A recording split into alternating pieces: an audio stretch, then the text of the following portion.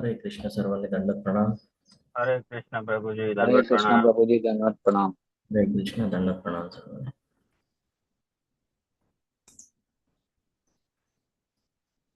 તમારા બધાનું ખૂબ ખૂબ સ્વાગત છે ઇસ્કોન કુલાઈ મેંગલુરુ તરફથી ચાલી રહેલા લેવલ 2 ના સેશનની અંદર અને 15મા અધ્યાયનો પાર્ટ 2 લેવા જઈ રહ્યા છીએ। શ્રી શ્રી રાધા ગોવિંદજીના ચરણોમાં વંદન કરી ગુરુ મહારાજના આશીર્વાદની સાથે મંગળતાની કામના કરીએ અને આજના શુભ એવા દિવસની શરૂઆત કરીએ। ઓમ અજ્ઞાનતિમિરાન્ધસ્ય જ્ઞાનાંજનશલાકયા चक्षुरुन्मिलितं येन तस्मै श्रीगुरुवे नमः। श्रीचैतन्यमनोभीष्टं स्थापितं येन भूतले स्वयं रूप कदा मह्यं ददाति स्वपदान्तिकम्।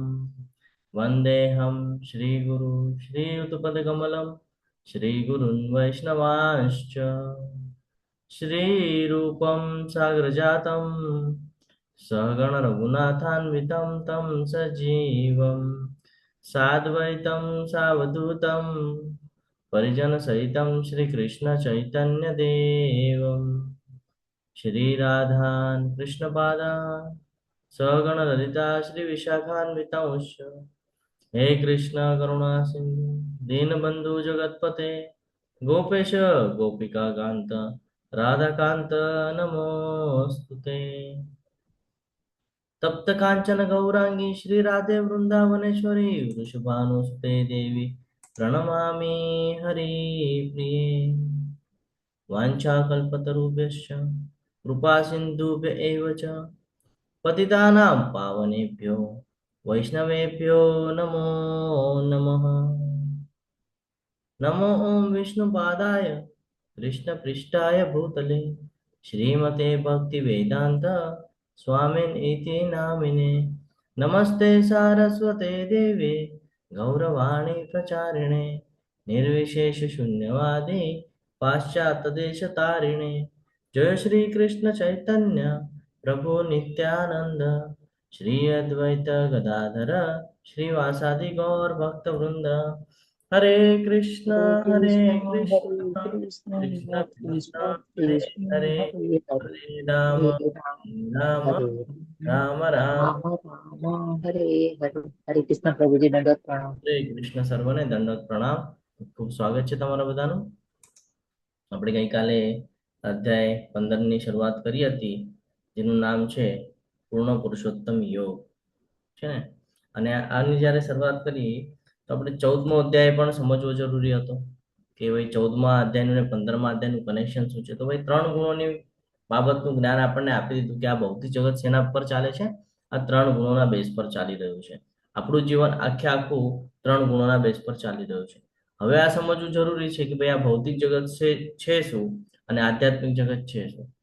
એટલે ભગવાન એક અશ્વત્થનું ઉદાહરણ આપે છે, અશ્વત્થના વૃક્ષનું ઉદાહરણ આપે છે અને સમજાવે છે કે આ વૃક્ષને જોઈ લે એટલે તને સમજાઈ જશે કે આ ભૌતિક જગત શું છે।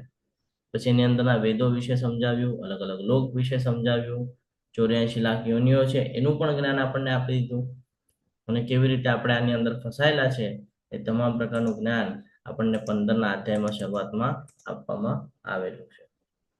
પહેલા જે 5 શ્લોક છે એની અંદર આ જ જ્ઞાન આપવામાં આવેલું છે કે જીવ જે છે એ કેવી રીતે બંધનમાં બંધાય છે અને કેવી રીતે અહીંયા વારે ઘડે આવ્યા કરે છે અને અહીંયાથી મુક્તિ કેવી રીતે પ્રાપ્ત કરવાની છે એ પણ પહેલા 5 શ્લોકની અંદર કહી દીધું। અને 6થા શ્લોકથી લઈને તે 27મા શ્લોક સુધી એમ જોવા જઈએ તો સંપૂર્ણપણે ભક્તિનું આપણને જ્ઞાન આપી રહ્યા છે, જેની અંદર આપણને ખબર પડે છે કે ભાઈ ભક્તિ શું કામ જરૂરી છે।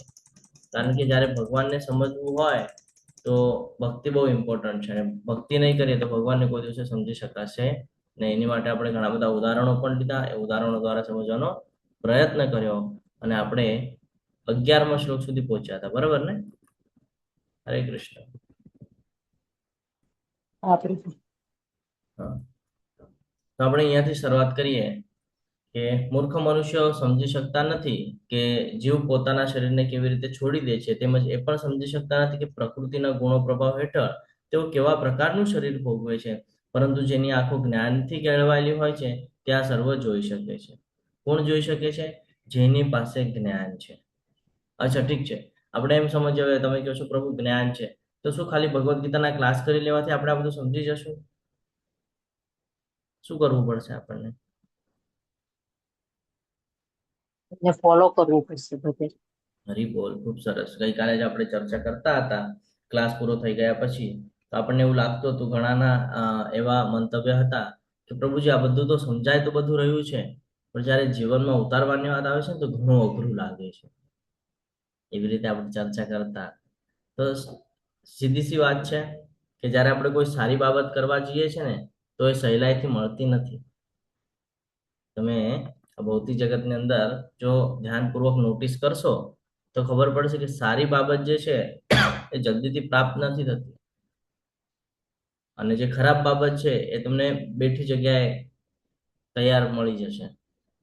એટલે આ સમજવું બહુ જરૂરી છે કે આ સ્ટ્રક્ચર કેવી રીતે બનાવેલું છે ભગવાને ભૌતિક જગતનું, કે જે કોઈ પણ અહીંયા વાસ કરી રહ્યું છે, જો એને અહીંયાથી નીકળવું હોય, જન્મ મૃત્યુ જરા વ્યાધિના ચક્રમાંથી નીકળવું હોય, તો એને સંઘર્ષ કરવો પડશે, મહેનત કરવી પડશે. વગર સંઘર્ષે તો એને કાંઈ જ પ્રાપ્ત નહીં થાય. એ કહેશે કે નહીં, હું ખાલી અહીંયા બેસીને ખાલી જપામાળા કરી લઈશ તો હું ભગવત ધામની પ્રાપ્તિ, નહીં. રીડિંગ પણ રાખવું પડશે, સેવા પણ કરવી પડશે. ખાલી માળા જ કરીને નહીં થાય. માળા શું કામ કરવાની છે? તો માળા આપણને કંટ્રોલમાં લાવે છે.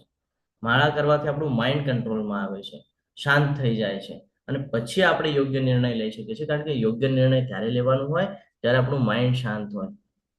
એટલે ભગવાન આપણને આ જ્ઞાન આપે છે કે તું માળા કર. તો અહીંયા આપણે સમજી રહ્યા હતા 11મા શ્લોકની અંદર કે આત્મ સાક્ષાત્કારમાં સ્થિત થયેલા પ્રયત્નશીલ આધ્યાત્મવાદીઓ આ બધું સ્પષ્ટ રીતે જોઈ શકે છે. શું કામ? કારણ કે એ લોકોનું દિનચર્યા એ પ્રમાણેની એ લોકોએ બનાવેલી હોય છે. સવારે ઉઠતાની સાથે ભગવાનનું સ્મરણ થાય, બરાબર? જે લોકો ત્રિકાળ સંધ્યા કરતા હશે, 3 શ્લોક બોલીને સવારે સ્મરણ કરે, પછી તરત જ એની દિનચર્યા છે પૂર્ણ કરે, મંગળા આરતીમાં જોડાય, જપા સેશનની અંદર જોડાય, એના પછી ભગવાન માટે ભોગ બનાવે, ભોગ બનાવીને થઈ જાય, જ્યારે પણ એને સમય મળે ટેમ્પલમાં જઈને સેવા આપી આવે, સન્ડે ટુ સન્ડે ભક્તોની વચ્ચે સમય કાઢે. આ પ્રકારે એનું દિનચર્યા હોય છે, આ પ્રકારે એનું જીવન હોય છે. અને આવું જે જીવન જીવે છે એનું તમે જીવન જોજો, અને નોર્મલ વ્યક્તિનું જીવન જોજો. નોર્મલ વ્યક્તિ પણ જીવન જીવી રહ્યો છે, અને એક ભક્ત છે એ પણ જીવન જીવી રહ્યો છે. બંનેની અંદર તમને ફરક જણાશે કે નોર્મલ વ્યક્તિ છે એ કન્ટિન્યુઅસ પૈસાની પાછળ ભાગેલો છે, એના ફેસ ઉપર તમને કન્ટિન્યુઅસ ચિંતા અને એવું બધું જોવા મળે છે. જ્યારે કે જે ભક્ત છે એને કોઈ પ્રકારની ચિંતા દેખાતી નથી એના મુખ ઉપર. પ્રોબ્લેમ એના લાઈફમાં પણ છે, પણ કોઈ દિવસે એના મુખ ઉપર તમને ચિંતા અનુભવાતી નથી. કેમ? કારણ કે ભગવાનના સાનિધ્યમાં છે, કન્ટિન્યુઅસ જ્ઞાન મળે છે, કન્ટિન્યુઅસ પોતાને શુદ્ધ કરે છે. આપણી સાથે પણ એવું થાય કે આપણે જ્યારે ક્લાસ કરતા હોઈએ, 2 ક્લાસની વચ્ચેનો એક જે પીરિયડ આવે કે ભાઈ હવે 8-10 દિવસનો સમય છે બીજો ક્લાસ સ્ટાર્ટ થવાને, અને એવી કોઈક પીરિયડ આવે તેમાંથી ઘણા બધા ભક્તો પાછા થઈ જાય છે. કેમ? ડોઝ મળવાનો બંધ થઈ ગયો ને. એટલે આ બહુ મહત્વનો પાર્ટ છે અહીંયા, કે આત્મ સાક્ષાત્કારમાં સ્થિત થયેલા પ્રયત્નશીલ આધ્યાત્મવાદીઓ આ બધું સ્પષ્ટ રીતે જોઈ શકે છે. પરંતુ જેમના મન વિકસિત થયા નથી અને જેઓ આત્મ સાક્ષાત્કારમાં સ્થિત થયા નથી, તેઓ પ્રયત્ન કરવા છતાં પણ કાંઈ જોઈ શકતા નથી. તો અહીંયા આપણને યોગમાં પ્રયત્નશીલ જે સાધકો છે એની વિશેનું જ્ઞાન અહીંયા પ્રાપ્ત થાય છે કે એ અંતરમાં શું કરે છે? આત્માને જોઈ શકે છે, એટલે કે હું કોણ છું એ સમજી શકે છે. પરંતુ જે અશુદ્ધ મનવાળા છે એ લોકો પ્રયત્ન કર્યા પછી પણ આ બધું જોઈ શકતા નથી. રીઝન શું છે ખબર છે? મન શુદ્ધ નથી. જેનું મન શુદ્ધ નથી એનું મન ક્યાં લાગેલું હોય છે? ભોગ વિલાસની અંદર, અહંકારમાં, કામ વાસનાની અંદર. અહીંયા કન્ટિન્યુઅસ વ્યસ્ત હોય છે. હવે બારે જ એટલો બધો વ્યસ્ત છે તો એ આંતરિકમાં ક્યારે ધ્યાન આપશે? ફોર એક્ઝામ્પલ, જ્યારે બ્રહ્માજીની ઉત્પત્તિ થઈ, બ્રહ્માજી જો તપ ન કરત, અંતર્મને જો ભગવાનનું સ્મરણ ન કરત, તો કોઈ દિવસે સમજી શકત કે બારે ને બારે ગોતતા હતા, મળી રહ્યું હતું કાંઈ? કે ભાઈ શું કામ જન્મ થયો છે, મળી રહ્યું હતું? કાંઈ જ નહોતું મળતું. આપણો પણ સેમ પ્રોબ્લેમ છે. આપણે પણ ભૌતિક જગતની અંદર બધું ગોતી રહ્યા છે કે ભાઈ અહીંયા મને બધું પ્રાપ્ત થઈ જાય, અહીંયા મને બધું મળી જાય, પણ આપણે એ ભૂલી રહ્યા છે કે આ બધું ટેમ્પરરી છે. અને આપણે બારે ગોતીએ છીએ એટલે મળતું નથી. પરંતુ જેનું મન શુદ્ધ છે, મન શુદ્ધ હોવું એટલે શું? જે યોગ સાધના કરી રહ્યું છે, જે ભક્તિમાં છે, જે ધ્યાન દ્વારા ભગવાનને સમજવાનો પ્રયત્ન કરી રહ્યા છે, એટલે વિવિધ ક્લાસની અંદર એક્ટિવલી પાર્ટિસિપેશન કરે છે, ભગવાનના જેટલા પણ કહીએ ને કે સેવાનું જે કાંઈ પણ માધ્યમ છે એ બધું કરી રહ્યા છે, તો આવા લોકો આત્માને અનુભવી શકે છે. એ હંમેશા એ વિચારની સાથે જીવન જીવે કે હું એક શરીર નથી, હું એક આત્મા છું, અને એટલા માટે તમને એ વધારે પ્રસન્ન જોવા મળે છે. કારણ કે બધું ત્યાં જ પૂરું થઈ જાય. જ્યારે આપણે આત્મા તરીકે જોઈએ ને, ત્યારે ખબર પડે કે બાકી જેટલું કાંઈ પણ છે ભૌતિક જગતની અંદર, આ બધું ટેમ્પરરી છે આત્માને છોડીને. કેમ? તો કે આત્મા અવિનાશી છે. શરીર છૂટી જશે પણ આત્મા બહુ મહત્વનો પાર્ટ ભજવે છે. તો આ શ્લોકમાં આપણે એ સમજ્યા, એની આપણે ચર્ચા પણ કરી હતી, અને આજે આપણે 12મા શ્લોકથી આગળ વધવાનો પ્રયત્ન કરશું. સૂર્યનું તેજ કે જે આ સમગ્ર જગતના અંધકારને દૂર કરે છે તે મારામાંથી જ આવે છે, અને ચંદ્રનું તેજ તથા અગ્નિમાનું તેજ પણ મારામાંથી જ ઉત્પન્ન થયેલ છે. અહીંયા ભગવાન શું કામ એમ જ્ઞાન આપે છે? ભગવાને તો આનાથી પહેલા કહી દીધું છે સૂર્ય અને ચંદ્ર મારી આંખો સમાન છે. હા, તો અહીંયા શું કામ જ્ઞાન આપી રહ્યા છે? હરે કૃષ્ણ. કોણ કહે છે? પ્રભુજી, એ તો તમારું કામ છે, તમારે સમજાવવાનું છે, અમે તો સમજવા બેઠા છીએ.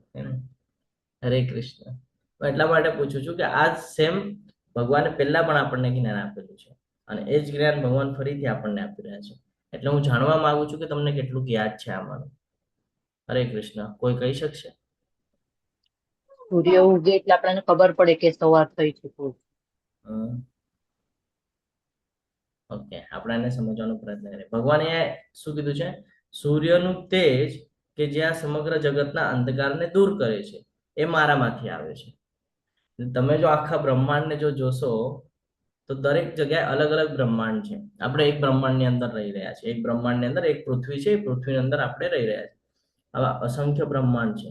બધા બ્રહ્માંડની અંદર એક એક સૂર્ય છે, એક એક ચંદ્ર છે. તો ભગવાન એ જ કહે છે કે જે જ્વલનશીલ તમને જે દેખાય છે, જે સૂર્યનો પ્રકાશ છે, આ સૂર્યનો પ્રકાશનો અર્થ એવો છે કે હું જ છું જ્ઞાન. તમે ખાલી મને જાણી લેશો ને તો તમારે આ બધો અંધકાર જે તમારા ઉપર જે અત્યારે આવેલો છે, આ બધું અજ્ઞાનતા નીકળી જશે. એટલે જાણવા યોગ્ય હું જ છું, એ મારામાંથી જ આવે છે. ભગવાન કહે છે ને, સૂર્ય આપણે જોઈએ, સૂર્યનું તેજ, તો પ્રકાશ આવે એટલે આપણને એવું લાગે કે ભાઈ સવાર પડી ગઈ, અને સાંજ થાય તો શું એવું થાય છે કે ભાઈ સૂર્યનો પ્રકાશ મૂકી દે છે? બીજી જગ્યાએ આપતો હોય છે પ્રકાશ. એનું કામ છે થોડીક સમય અહીંયા આપવાનું, થોડીક સમય. એ કેવી રીતે સમજાય? તો કે ભાઈ સવારે ઉઠીએ ત્યારે પૂર્વ દિશામાં હોય, અને પછી ધીરે ધીરે જોઈએ તો પશ્ચિમ તરફ દેખાય આપણને. દેખાય છે ને? તો આ સ્ટ્રક્ચર છે ભગવાનનું. ભગવાન કહે છે જ્ઞાન તો હું આપી રહ્યો છું, પણ તું લઈ નથી રહ્યો. આ સમજવું જરૂરી છે.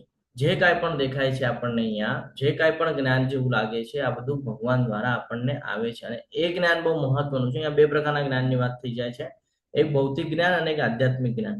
ભૌતિક જ્ઞાન તો આપણને જ્યાં છે ત્યાંથી બેસીને પણ મળી જાય છે, કોઈની પાસે માંગવા જવું પડતું નથી. પણ આધ્યાત્મિક જ્ઞાન માટે આપણને યોગ્ય માર્ગદર્શનની આવશ્યકતા છે. કે જે ગુરુ છે એ ગુરુના સાનિધ્યમાં જશું તો ખબર પડશે કે ભાઈ અહીંયા શું સમજાવે છે આ શ્લોકની અંદર. એ છે કે સમગ્ર જગતના અંધકારને દૂર કરે છે. જ્યારે આપણે સૂર્યને જોઈએ તો પૃથ્વી ઉપર આવે તો બધું અંધકાર દૂર થઈ જાય અને પ્રકાશમય વાતાવરણ હોય. એવી જ રીતે જ્યારે આપણે ભગવાનને સમજી જઈએ છીએ તો આપણા જીવનની અંદર પણ આવું પ્રકાશમય વાતાવરણ નિર્માણ થઈ જાય છે. અજ્ઞાનતા બધી દૂર થઈ જાય છે, અને ધીરે ધીરે આપણે પ્રયત્નશીલ રહીએ છીએ કે ભગવાનમાં આપણો સમય વધારેમાં વધારે આપણે વ્યતીત કરી શકીએ. ચંદ્રનું તેજ અને અગ્નિમાનું તેજ પણ મારાથી જ ઉત્પન્ન થાય છે. અહીંયા વાત કરે છે ચંદ્રની, તો તમે કહેશો ચંદ્રમાં ક્યાં તેજ હોય છે? ચંદ્રમાં પણ કિરણ હોય છે. કેવી રીતે ખબર પડે? તો કે આપણે જે વનસ્પતિઓ વાવીએ છીએ, આ વનસ્પતિમાં જે રસ પૂરવાનું કામ છે ભગવાન કે છે હું કરું છું. એટલે એ તેજ પણ છે. ને અગ્નિમાનું તેજ, અગ્નિની વાત કરીએ આપણે તો રસોઈ બનાવવા માટે પણ અગ્નિ જોઈએ, કોઈનો અંતિમ સંસ્કાર કરવા માટે પણ અગ્નિ જોઈએ, પ્રકાશ મેળવવા માટે પણ અગ્નિ જોઈએ. અગ્નિના મલ્ટિપલ વર્ક છે.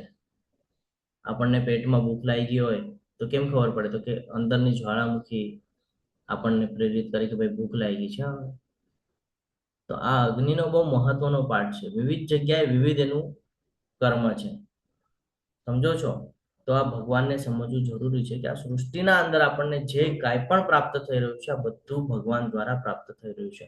ફોર એક્ઝામ્પલ સમજો સૂર્ય ના આવે તો શું થશે? નહીં આવ્યો, ચલો આજે એને રજા પાડી દીધી કે ભાઈ મનુષ્યની જેવું આજે મારે કરવું છે, કે ભાઈ આજે મને નથી ફાવતું, આજે મારી તબિયત નથી સારી, આજે હું રજા રાખું છું. શું થશે? અંધારું જ રહેશે અને સૂર્યપ્રકાશ એટલે ઝાડ અને આપણા અન્ન ને બધું નહીં મળે. એના લીધે એનો ગ્રોથ ન થાય. અરે God. પ્રકૃતિ ખરાબ થઈ જશે, આખી પ્રકૃતિ જે કહીએ ને એક લાઈન લેવલમાં ચાલી રહી છે એ બધું ડિસમિસ થઈ જશે અને રોગરાઈ વધી જશે. હા, ઇવન એમ સમજી લો કોઈક દિવસે વાતાવરણ એવું હોય છે કે ભાઈ સૂર્ય હોય છે પણ એના ઉપર વાદળા આવી જાય અને એવું જે વાતાવરણ છે તો એવું વાતાવરણ આપણને ગમે? તરત તકલીફ થઈ જાય, આપણને ત્રાસ થઈ જાય. કેમ? આદત છે સૂર્ય, સૂર્ય જોઈએ એટલે જોઈએ. તો જેવી રીતે સૂર્ય છે, ચંદ્ર છે, અગ્નિ છે, આની આવશ્યકતા મનુષ્ય જીવનમાં પડે જ છે. આના વગર આપણે જીવન વ્યતીત કરી શકતા નથી. તો ક્યાંથી આવ્યું? તો ભગવાન કહે છે આ પણ મારા દ્વારા જ છે. એટલે તું આ સૃષ્ટિની અંદર જે કાંઈ પણ જોવા જઈશ ને તને બધી જગ્યાએ હું નજરે આવીશ. ખાલી ફરક એટલો છે કે તું કેટલું મને માને છે ને તું કેટલું મને સમજે છે, એના ઉપર બધું ડિપેન્ડ છે. તો ભગવાન અહીંયા આપણને એ સમજાવે છે કે હું પાલન કરતા છું. કેવી રીતે તારું પાલન કરું છું? તો હું સૂર્ય તરીકે પણ છું. જો સૂર્ય ના આવે તો કે ગડબડ થઈ જાય. ચંદ્ર ના આવે તો પણ ગડબડ થઈ જાય. ચંદ્ર ના આવે તો કેવી રીતે ગડબડ થાય? સૂર્યનો તો ખબર પડી ગઈ આપણને. ચંદ્ર ના આવે તો? હરે કૃષ્ણ. અજવાળું ના થાય, અજવાળું ના થાય, ચંદ્ર ના આવે. ઓકે, હજી અંધારું અંધારું થઈ જાય. હા, અંધારું થઈ જાય. હું સમજાવું તમને. ચંદ્રનું પણ બહુ રસ મહત્વનો પાઠ ચતારીએ છે. પ્રભુજી. હા બોલો, શું કહો છો પ્રભુજી? સમગ્ર સૃષ્ટિનો નાથ. હમ. બધા રસ જતારીએ પ્રભુજી. હરે કૃષ્ણ. હરે કૃષ્ણ. રસ જતા રહે એટલું જ નહીં, મનુષ્ય જીવન ઉપર બહુ મોટો ઇફેક્ટ થઈ જાય. કેવી રીતે આપણે સમજીએ તો આપણને ખબર છે કે ચંદ્ર જે છે એ પાણીને આકર્ષિત કરે છે. ખબર છે? આપણા સમુદ્રનું જે પાણી છે આને કંટ્રોલમાં રાખવાનું કામ ચંદ્ર પાસે છે.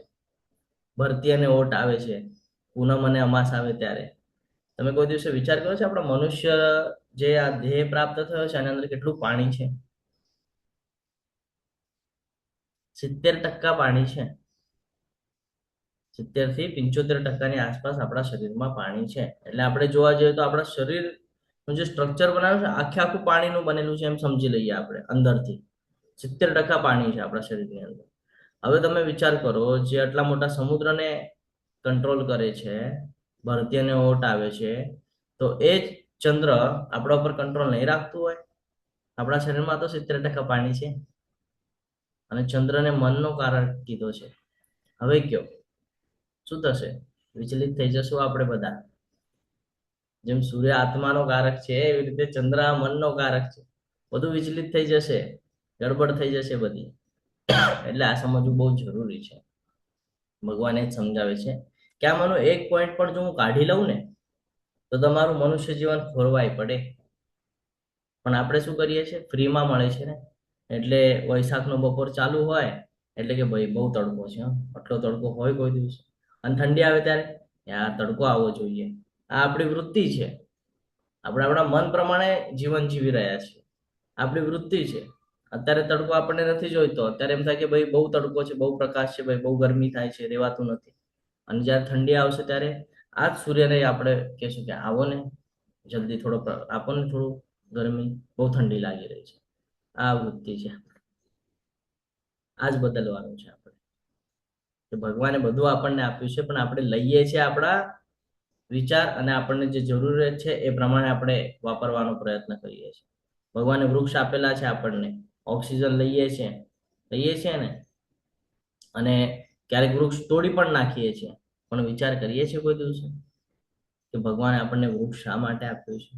એની પાછળની રીઝન્સ ખબર છે આપણને? નથી ખબર. ભગવાને આ બધું એટલા માટે આપ્યું હતું કે ભાઈ મલ્ટિપલ ઉપયોગ કરી શકો તમે વૃક્ષનો.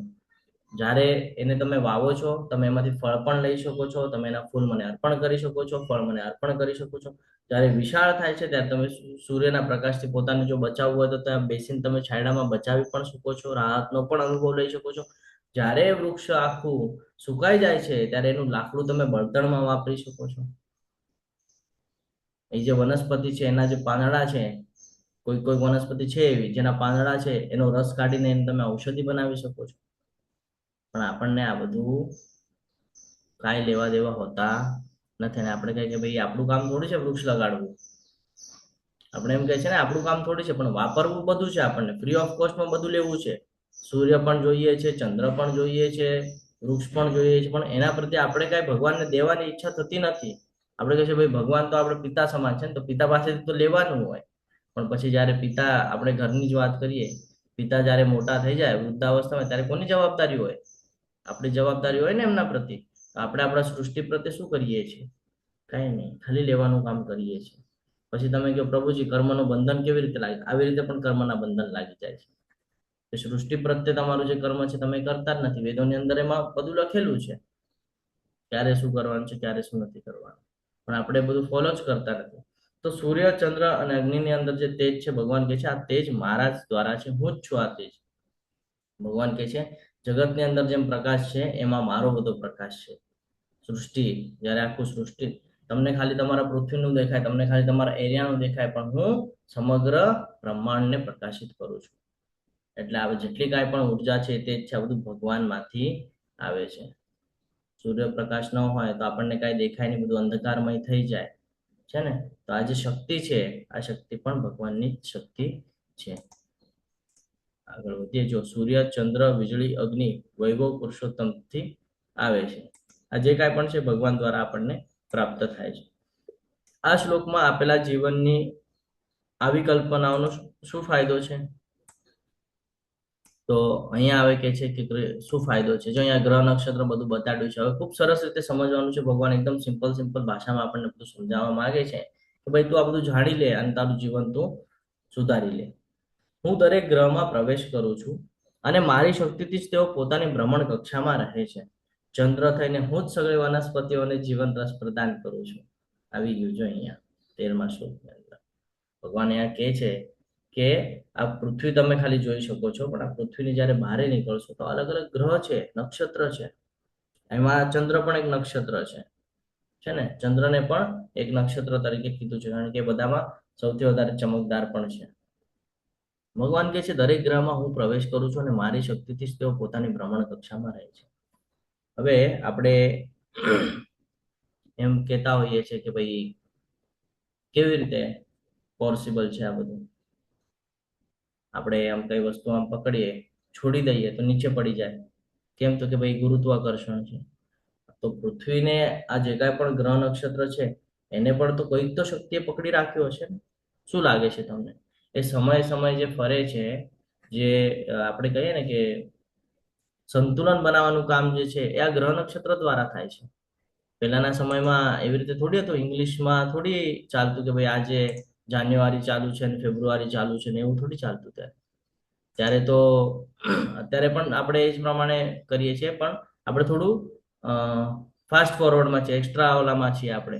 પણ જે પહેલાના પૂર્વજો હતા એ લોકો ખાલી સૂર્યને જોઈને કહી દેતા કેટલા વાગ્યા છે, કહેતા કે નહીં? એ લોકો ગ્રહના બેઝ પર કહી દેતા કે આગળની સિચ્યુએશન કેવી આવવાની છે, ભવિષ્યમાં શું શું થશે, એ ખાલી ગ્રહ નક્ષત્રને જોઈને કહી દેતા. તો અહીંયા જે કહે છે ને ભગવાન કે દરેક ગ્રહમાં હું પ્રવેશ કરું છું અને મારી શક્તિથી તેઓ પોતાની ભ્રમણ કક્ષામાં ફરે છે. તરત ઓલો શ્લોક યાદ આવો છે, મત્ત પરતરમ કિંચન નાન્યદસ્તિ ધનંજય સર્વેદમ પ્રોત્રે સૂત્રે મણિગણૈ. મારી શક્તિથી છે આ, મારી પરાશક્તિની વાત કરી રહ્યો છું હું. એમાંની આ એક શક્તિ છે મારી કે દરેક ગ્રહમાં હું પ્રવેશ કરું છું અને મારી શક્તિથી બધું ભ્રમણ કરે છે. વિચાર કરો કેવી રીતે થતું હશે આ બધું? કોઈ દિવસે એવું શનિએ કીધું છે કે ભાઈ આજે હું નહીં ફરવું, આજે હું એક તો તમે બધા મને સ્લો ગ્રહ કહો છો એટલે આજે મને ગુસ્સો આવી ગયો છે, આજે હું નહીં ફરું. કોઈ દિવસે સૂર્ય એવું કહે છે કે ભાઈ નહીં મારે ચક્ર નથી મારવું, તમારે મારવું હોય તો તમે મારતા રહો. કોઈ દિવસે બુધ મંગળ સાંભળ્યા છે લોકોને એવું કહેતા કે ભાઈ નહીં આજે અમે નહીં ફરીએ, આજે અમને કંટાળો આવે છે, અમે રજા પર જઈએ છીએ. એ રજા પર જશે ને તો આપણું બધું પૂરું થઈ જશે દરેક મનુષ્યનું, કારણ કે મનુષ્ય ઉપર એના પ્રભાવ પડતા હોય છે. અને ચંદ્ર થઈને હું જ સગળી વનસ્પતિઓને જીવન રસ પ્રદાન કરું છું. જીવન રસ પ્રદાન ક્યારે થાય? જ્યારે એના પર કિરણ પડતા હોય ચંદ્રના, ત્યારે. તમે કહેશો કેવી રીતે? હમણાં જ આપણે ચર્ચા કરી કે ભાઈ પાણીનો જે પાર્ટ છે એ ચંદ્ર કંટ્રોલ કરે છે. રસ શેમાં આવે? લિક્વિડ ફોર્મમાં આવે. તો એના પર પ્રભુત્વ કોનું છે? ચંદ્રનું પ્રભુત્વ છે એના પર. તમે હું કેટલું પણ આપણે એમાં ખાતર નાખશું, બધું નાખશું, પણ એની અંદર જે ટેસ્ટ છે, તમે કોઈ ફ્રૂટ લ્યો, એ ફ્રૂટને તમે ભગવાનને અર્પણ કરીને પછી જ્યારે ગ્રહણ કરો છો, એનો જે ટેસ્ટ છે, એની અંદરના જે તત્વ છે, એ તત્વ કેવી રીતે આવે છે? એની અંદર માટીમાંથી આવે છે, ખાતરમાંથી આવે છે? નહીં, ભગવાન કહે છે હું પ્રોવાઈડ કરું છું. જેમ આપણું આ શરીર છે, ફરીથી આપણે સમજીએ, જેમ આપણું આ શરીર છે, આ ભૌતિક શરીર છે, પંચતત્વનું છે, એવી રીતે ફ્રૂટ છે, એની ઉપરનું જે બાહ્ય ભાગ ને એ બધું જે કાંઈ પણ છે, એ કહીએ ને આપણે કે આ ઉપરનું તત્વ છે, પણ અંદરની આત્મા, તો કે એના અંદરનું જીવન, જીવરસ, તો કે રસ હું પ્રોવાઈડ કરું છું. એ તો આપણને ખબર કેમ પડે કે ભાઈ સફરજન આવું લાગે, કેળું આવું લાગે? હે ભાઈ, બંનેના ટેસ્ટ તો અલગ અલગ છે. બાજુમાં બેવને વાવ્યા હોય તો એ બેવ આવે, પણ બેવના ટેસ્ટ અલગ અલગ છે. એક બાજુ તમે ટમેટું લગાડો, એક બાજુ મરચું લગાડો, મરચું તો તીખું છે, ટમેટું ખાટું પણ હોય, મીઠું પણ હોય. ક્યાંથી આવે છે? આ જીવનનો જે રસ છે, આ જે વનસ્પતિનો જે રસ છે, એ હું પ્રદાન કરું છું, મારા દ્વારા છે. એટલે જ્યારે આપણે એમ કહીએ કે ભાઈ ભગવાન ક્યાં છે બતાડો, તો આટલી બધી જગ્યાએ ભગવાન છે. રોજ ઉપયોગમાં લઈએ છીએ સંસાધનો, બધી જગ્યાએ ભગવાન છે. ભગવાન આપણને યાદ અપાવે છે કે તું કેવી રીતે જાણી શકે છે. આજે કઈ પૃથ્વી ઉપરનું જે ગ્રહ છે, આ ગ્રહોની ગતિ છે, એનું સંતુલન છે, આ બધું મારા કારણે થાય છે. એવી જ રીતે ચંદ્ર જે છે, એના દ્વારા હું આ જે પાક છે, જે વૃક્ષ છે, એની જે વનસ્પતિ છે, એની અંદર રસ પ્રદાન કરવાનું કામ મારું છે. અને જે કાંઈ પણ પોષણ થઈ રહ્યું છે, પછી એ મનુષ્ય હોય કે પછી વનસ્પતિને, એ બધું, આ બધું ભગવાન દ્વારા થઈ રહ્યું છે. અને આપણે શું કરીએ છીએ? પ્રભુત્વ કરવા માંગીએ છીએ. કેમ? ભાઈ આ તો મારા દ્વારા છે, મેં વૃક્ષ લગાડેલું છે, ભવિષ્યમાં આનું ફળ હું જ ખાઈશ, મારા છોકરાઓ ખાશે, છે ને? આ પ્રકારે આપણી વૃત્તિ. પણ આપણે એ કોઈ દિવસે વિચાર નથી કરતા કે ભાઈ વૃક્ષ લગાડેલું છે તો ભવિષ્યમાં આનો કંઈક લાભ થશે લોકોને. નહીં, લોકોને શું કામ લાભ આપવાનો? ભાઈ આપણે લગાડ્યું છે, આપણને લાભ થવો જોઈએ. આ આપણી વૃત્તિ છે. એટલે આ હંમેશા સમજો, જે ભગવાનનું છે એ ભગવાનને સમર્પિત કરી દેવાનું છે. પછી ભગવાન નિર્ણય લેશે કે તમારી માટે યોગ્ય હશે તો તમારી પાસે એની મેળે આવી જશે, અને તમારી માટે યોગ્ય નહીં હોય તો તમારી પાસે જે છે ને એ પણ લઈ લેશે, કે છે આ તારી માટે નથી. તમે જોજો, ભક્ત જે શુદ્ધ ભક્તિ કરતા હશે ને, એ લોકોને જોજો, એ લોકોના જીવનમાં મોસ્ટલી ભગવાન કાંઈ જ મૂકતા નથી, બધું લઈ લે છે એની પાસે. કેમ? આપણને લાગે કે ભાઈ ભક્તિ કરે છે એટલે એની પાસે કાંઈ નથી. નહીં, ભગવાન ઈચ્છે છે કે આને પાછું આ સંસાધનોમાં વ્યસ્ત ન થાય, આ ભૌતિક જગતમાં પાછીની આસક્તિ ન વધે, એટલે એના જીવનમાં દુઃખ આપ્યા કરે કન્ટિન્યુ. એ દુઃખ આપીશ ને તો આ મારી સાથે કનેક્ટ મારે છે, દુઃખ નહીં આપું તો આ વયો જશે ત્યાં. એટલે ભગવાન આપણને બચાવે. પણ આપણે ભગવાનને આ બધી કહીએ ને કે મોટા પ્લાન હોય આ બધા ભગવાનના, આપણે એ બધા સમજી નથી શકતા. આપણો પ્લાન અલગ હોય ને ભગવાનનો પ્લાન અલગ હોય. ભગવાન આપણને એમાંથી કાઢવા માંગતા હોય ને આપણે કહીએ કે ના, આવું છું 5 મિનિટ ખમો ને, ગાર્ડન છે રમી રહ્યો છું, આવું છું 5 મિનિટ ખમો ને, નાનું બાળક કરે ને એવું જેવું કરીએ છીએ આપણે કે પ્રભુ એક લાસ્ટ ચાન્સ, પછી નેક્સ્ટ જન્મમાં નહીં કરું, આ જન્મમાં કરવા દો ને, નેક્સ્ટ જન્મમાં નહીં કરું. આપણે ભગવાન સાથે આવી બધી વૃત્તિઓ કરીએ છીએ. ભગવાન એમાં પણ આપણને છૂટ આપે છે, ઠીક છે ચલ વાંધો નહીં, નેક્સ્ટ જન્મમાં ભક્તિમાં થોડું દ્રઢ થઈ જશે. આ સમજવું જરૂરી છે. આગળ વધીએ. બધા ગ્રહો ભગવાનની ઉર્જાથી જ હવામાં તરતા રહે છે. ભગવાન પૃથ્વીને ધારણ કરે છે, જે શાકભાજી આપે છે, જે વનસ્પતિઓ જે કાંઈ છે એ ચંદ્રની ચમકથી પોષણ પામે છે. અને આ બધું ક્યાંથી આવે છે? તો કે બધું ભગવાન પાસેથી આવે છે. બહુ મહત્વનો પાર્ટ છે. આપણું જીવન આપણા ઉપર ડિપેન્ડ જ નથી, આપણું આખું જીવન ભગવાન ઉપર ડિપેન્ડ છે. ભગવાન આમાંનું એક પોઈન્ટ બી કાઢી લેશે ને તો આપણું બધું પૂરું થઈ જશે એક જ સેકન્ડમાં. હું જીવ માત્રના શરીરમાં જઠર અગ્નિ એટલે કે વૈશ્વાનર છું, અને હું શ્વાસ પ્રવાસમાં રહી 4 પ્રકારના અન્નનું પાચન કરું છું. હવે આ બહુ મહત્વનું છે. 4 પ્રકારના અન્ન એટલે કયા ખબર છે તમને? હરે કૃષ્ણ. તમારા ચેટ બોક્સ ચાવવાના, ચાટવાના, પીવાના, ગળવાના. હરી બોલ, ખૂબ સરસ. એટલે તમને યાદ છે. તો ભગવાન અહીંયા સમજાવે છે કે હું જીવ માત્રના શરીરમાં જઠર અગ્નિ છું. હમણાં આની પહેલા કીધું ભગવાને, અગ્નિ પણ હું જ છું, સૂર્યના અંદરનું તાપ પણ હું જ છું. તો એવી રીતે શરીરના અંદર પણ છે. આપણે ખાલી પ્રસાદી બનાવીએ, ભગવાનને અર્પણ કરીએ ને પછી આપણે ભોગ લેવા માટે આપણે પ્રયત્નશીલ હોઈએ છીએ, તો આપણે શું કરીએ છીએ? ખાલી મોઢામાં મૂકી દઈએ છીએ, ચાવીએ છીએ અને ગળી જઈએ છીએ. આનાથી આગળનું કામ કોણ કરે છે? પૂછ્યું છે કોઈ? જઠરાગ્નિ. પણ એ થાય પણ કેવી રીતે? આપણા બેસ પર ચાલે છે કે શ્વાસ ઉચ્છ્વાસ. હમણાં હું તમારી સાથે વાત કરું કે ભાઈ જો તમે શ્વાસ લ્યો છો, કોન્સન્ટ્રેટ કરો તો એના પર, તો અત્યાર સુધી તો નોર્મલી એના લેવલ પર ચાલુ હતું, છે ને, ઓટો ચાલુ હતું. હવે મેન્યુઅલી થઈ ગયું. કેમ? કારણ કે તમે હવે એના પર કોન્સન્ટ્રેશન આપ્યું, શ્વાસ ઉપર. આ સમજવું જરૂરી છે. નહીં તો એવું એવું હતું કે હમણાં હમણાં તમે બેઠા હતા, રિલેક્સ બેઠા હતા, હમણાં શ્વાસની વાત નહોતી ચાલુ, ત્યાં સુધી તો શ્વાસ લઈ જ રહ્યા હતા ને, શ્વાસ પ્રવાસ ચાલુ જ હતો. પણ જ્યારે તમને શ્વાસ વિશેની વાત કરવામાં આવી તો તરત તમારા માઇન્ડ તમને હિન્ટ આપી, તમારું ધ્યાન એના પર કેન્દ્રિત થઈ ગયું. આ છે સેમ એજ જ્યારે તમે પાણી પીવો છો.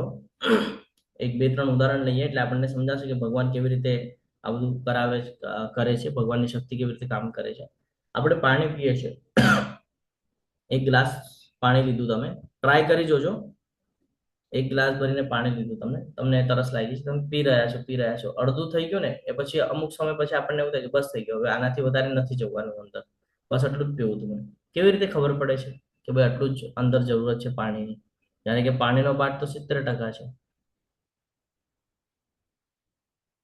ઇવન તમે જોશો કે જ્યારે તમે તડકામાંથી આવ્યા, થોડી વાર બેઠા અને પછી તમે માટલાનું સરસ મજાનું ઠંડુ પાણી લીધું, તમને ટેસ્ટી લાગે.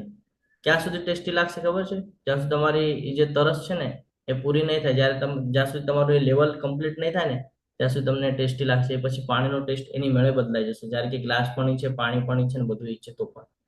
આ શું છે? શું છે આ? ભગવાનની શક્તિ કામ કરે છે. સેમ જ અહીંયા જઠરાગ્નિની વાત છે, આપણે ત્યાં આવીએ ફરીથી. તમે ભોજન ગ્રહણ કરો છો, પ્રસાદી લ્યો છો, બરોબર? થાળીમાં તો ઘણું બધું પીરસેલું હોય છે, પણ આપણે લિમિટેડ જ ખાઈ શકીએ છીએ. એનાથી ઉપર ખાઈ શકીએ છીએ કે નહીં? શું થાય છે જ્યારે આપણે એક્સ્ટ્રા ખાઈએ તો તકલીફ થાય. તો આપણને ખબર કેમ પડે છે કે ભાઈ શરીરના અંદર પોષણ માટે આટલું જ જરૂરી છે, આટલી રોટલી જરૂરી છે, આટલું શાક જરૂરી છે, આટલા દાળ ભાત, આટલું આટલું બસ આટલું જ જરૂરી છે. લિમિટેશનમાં આપણે ખાઈએ છીએ. કેવી રીતે ખબર પડે છે? ભગવાન દ્વારા. આ સમજવાનું છે કે ભગવાન દ્વારા જ આપણને ખબર પડે છે. અને અત્યારના સમયમાં આપણે જોઈએ, તમે માર્ક કર્યું હશે કે ખબર નહીં, પણ માર્ક કરી જોજો, જેના ઘરે આવી સિચ્યુએશન હોય માર્ક કરી જોજો કે ડાઇનિંગ ટેબલ ઉપર બેસીને ભોજન ગ્રહણ કરતા હોય છે. ત્યારે આપણે આવી રીતે બેસેલા હોય છે, આપણું પેટ દબાતું નથી, કાંઈ નહીં, અને એવા સમયે આપણે એક્સ્ટ્રા ખાઈ લઈએ છીએ. એ લોકોની તબિયત આવી થઈ જતી હશે, બરાબર?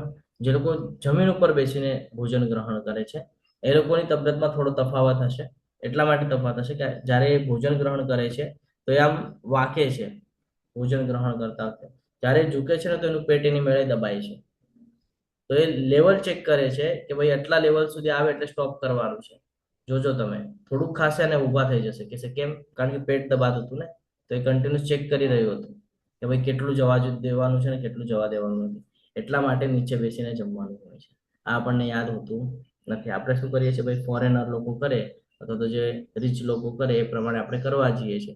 પણ આ બધી સિસ્ટમ આપણે ભૂલાવી દીધી છે અને આનાથી આપણું નુકસાન થાય છે. પછી આપણને જીમમાં જવું પડે, બોડી મેન્ટેન કરવું પડે, ડાયટ કરવું પડે, અલગ અલગ બાબતો પછી કરવી પડે છે. જ્યારે કે આપણને આ બધી પ્રવૃત્તિઓ ખબર નથી. પણ આજથી 100 વર્ષ પહેલા, 150 વર્ષ પહેલા જે પૂર્વજો છે એ કોઈ હોય હયાત, જેની ઉંમર 70, 80, 100 ની આસપાસ પહોંચેલી હોય, અને એવું કોઈ હોય, એ લોકોની સાથે ચર્ચા કરજો. એ લોકો કહેશે કે અમે કોઈ દિવસે આવી રીતે ડાઇનિંગ ટેબલ ઉપર બેસીને ભોજન ગ્રહણ નથી કર્યું, કે અમે તો નીચે જ બેસીને કરેલું છે. આ એટલા માટે મહત્વનું છે. શ્વાસ લઈએ આપણે, શ્વાસ છોડીએ છીએ, કોના બેસ પર ચાલે છે? ભગવાનના બેસ પર ચાલે છે. આપણા બેસ પર કાંઈ ચાલતું નથી. ભગવાને આપણને બધું લખીને આપ્યું છે કે ભાઈ આ તારું બોડી સ્ટ્રક્ચર છે, આ આવી રીતે કામ કરશે, આવી રીતે કામ કરશે. આમાં તું ચાહીશ તો પણ તું એને કાંઈ બદલી શકવાનો નથી. હું એમ કહું કે ભાઈ હું દિવસમાં સમજો 1000 વાર સમજો શ્વાસ લેતો અને હું કોને મારે 700 જ લેવા છે. પોસિબલ છે કે? પોસિબલ છે? ના પ્રભુ. તો જે વાત આપણા હાથમાં નથી એની ચિંતા શા માટે કરવાની? એવી જ રીતે જન્મ મૃત્યુ આપણા હાથમાં છે? જન્મ થઈ ગયા પછી આપણા હાથમાં છે કે આપણે એને રોકી શકીએ? જીવન જીવવું જ પડવાનું છે. એવી જ રીતે મૃત્યુ પણ નિશ્ચિત છે. તો એની ચિંતા શા માટે? ચિંતા એની કરવાની છે કે જે આપણા હાથમાં છે. જે આપણા હાથમાં જ નથી એની આપણે ચિંતા કરતા હોઈએ છીએ. તો ચિંતા એની કરવાની છે જે આપણા હાથમાં છે. શું છે આપણા હાથમાં? તો કે આત્મા પોતે છીએ આપણે, અને એનો નિર્ણય લેવાની ક્ષમતા આપણી પાસે ભગવાને આપીને રાખી છે. તો આપણે એનો નિર્ણય લેવો જોઈએ. આપણે શરીરનો નિર્ણય લેવા જઈએ છીએ. શરીર આપણા હાથમાં છે કે નથી? હમણાં 2-3 દિવસ પહેલાની ઘટના મેં તમારી સાથે શેર પણ કરી કે અમારા અહીંયાના MLA છે, એમના વાઇફ ઓફ થઈ ગયા. મારાથી 4-5 વર્ષ મોટા હતા, ખાલી કાંઈ એજ નહોતી, તો પણ એટેક આવી ગયો. હાથમાં હતું કાંઈ જ નથી. તો ચિંતા શા માટે? એટલા માટે હંમેશા આપણે ચિંતા એની કરવાની છે જે આપણા હાથમાં છે. એટલે ભગવાન આપણને કહે છે કે તું એના ઉપર ફોકસ નહીં કર જે તારા હાથમાં નથી, તું એના પર ફોકસ કરે છે. આપણે શું કરીએ? શરીરને બહુ સારું કરવા જોઈએ, શરીરને. અરે પણ આત્મા મહત્વ છે. શરીર તો એક દિવસે છૂટી જ જવાનું છે, તો એની પાછળ કેટલી પણ મહેનત કરી લે, તો એને કેટલું પણ સુંદર બનાવી લે, એક એજ પૂરી થશે એટલે તારા ચહેરા ઉપર કરચલી આવશે ને આવશે. તો એના પર કેટલું પણ કાંઈ પણ કરી લે, તો એના પર કરોડો રૂપિયા લગાડી દઈશ તો પણ એના ઉપર કરચલી આવશે ને આવશે જ. તો શું કામ એની પાછળ સમય વ્યર્થ કરે છે? તું સમય લગાડ ભક્તિમાં, કારણ કે એ તારી સાથે આવવાનું છે. તો આ સમજવું જરૂરી છે. તો ભગવાન અલગ અલગ માધ્યમથી આપણું પાલન કરે છે. આપણે એ પણ જોયું કે ભાઈ ભગવાન કોઈને ભૂખ્યું રાખતા નથી, બધાને જે કાંઈ જોઈએ છે સમય સમય બધું મળી રહે છે. તો પણ આપણે શેની પાછળ વ્યસ્ત છીએ? ઉદરનિર્વાહના સંસાધનોની પાછળ, કે હું બહુ પૈસા કમાઈ લઉં, હું આમ કરી લઉં, હું તેમ કરી લઉં. ત્યારે કે ભગવાન બધી વ્યવસ્થા કરીને આપી છે. આપણે જે પાછલા જન્મમાં કર્મ કરેલા છે એ આપણે અહીંયા કેરી ફોરવર્ડ કરેલા છે. તો એ કર્મ અનુસાર આપણને ફળ મળવાનું જ છે. પ્લસ આપણે જેટલું ભગવાનના સાનિધ્યમાં રહેશું તો એ આપણા માટે લાભનું રહેશે, કારણ કે આપણે ભૌતિક જગતના સંસાધનોમાં અટકાશું નહીં. આ સમજવાનું છે અહીંયાથી આપણે.